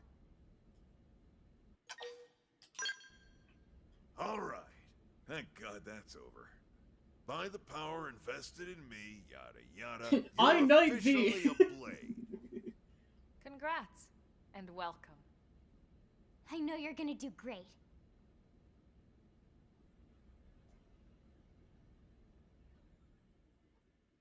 Now to find that sacred flame. Now for the job. Let's get down to brass tacks.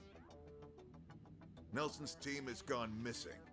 Last contact we had, they were installing a data probe out in eastern Primordia. Then, nothing. Nelson. Pathfinders, right? Are we talking indigents here or what?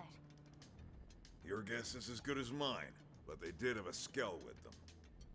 You'd think they could hold their own, or at least run away. Alright, we're on it. We'll head to their last known location and go from there. Report whatever you find ASAP. Of course. Let's move out. Roger that. Chapter 3. Search for Nelson's missing team in Southeast Primordia. Recommended level 9. Head to the Pathfinder's last known location in Southeast Primordia.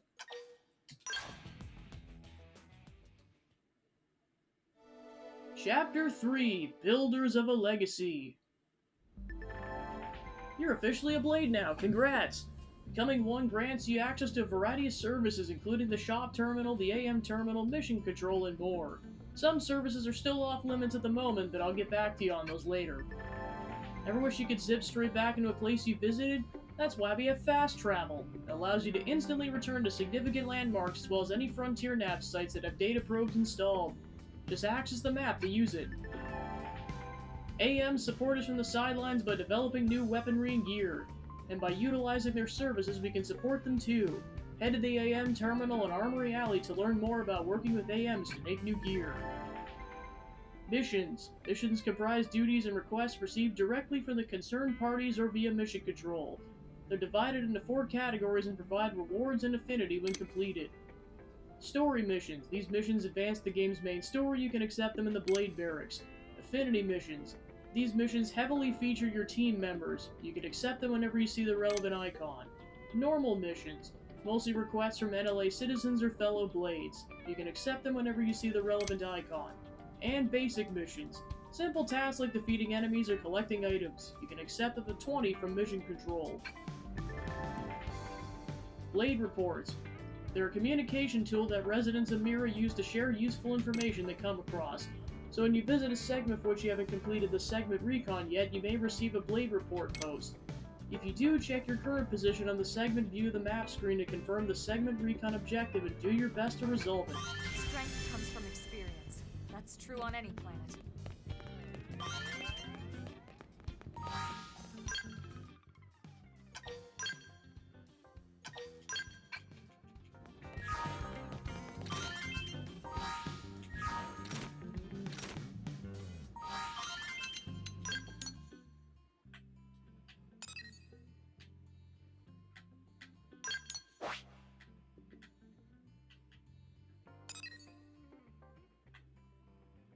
So yeah, if anything with this blue marker is something you can fast travel to if you want.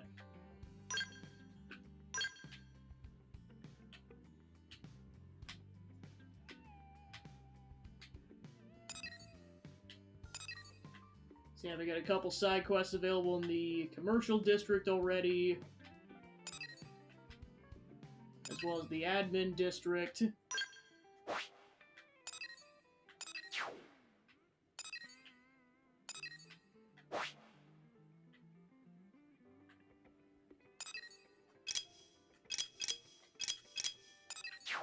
So yeah, this is where Nelson's team went, so that's going to be the story objective. I think you can kind of go off and explore at this point, but then Elma and Lynn are locked into your party, so there might be a catch to that. I'll have to double check. Like, for sure, like, at the very least after the chapter's over, I know for a fact you can go explore, but whether or not you can do it at this point, I'm not 100% certain. I'd say the plan will probably be to complete Chapter 3 and then go off and explore next time.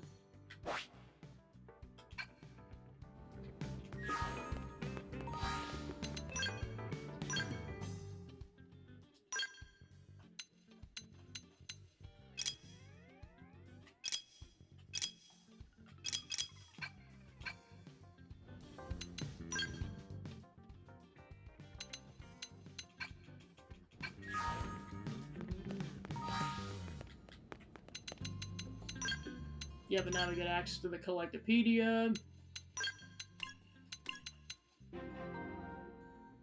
Lucky!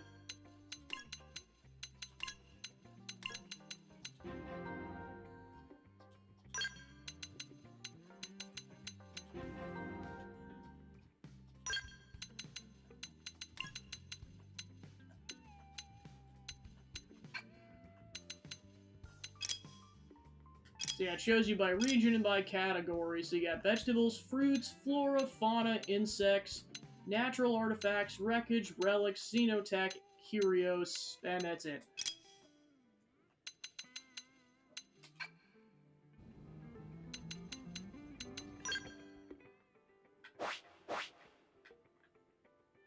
Here's the big old affinity shard.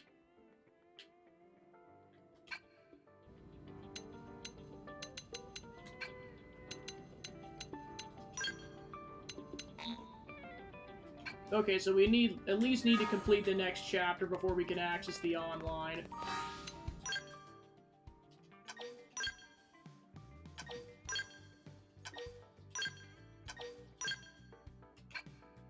Alright, so then we'll continue up with Chapter 3 tomorrow. Alright, so thanks for tuning into the stream. We were able to start that game up, and then that'll pretty much be the plan this whole week. That'll be about it, so let's go find a raid target.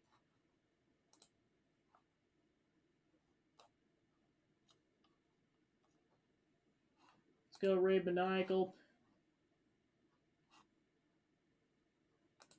So funny, but it's like I highly encourage anyone like right, cool. if you really Thanks for want tuning in, and I'll like, see you guys tomorrow. Take it's care. just so funny to see how everyone's tactics just diverge. Like, oh, you could go through the middle, and then literally to like everybody be like, I'm buying so many shops.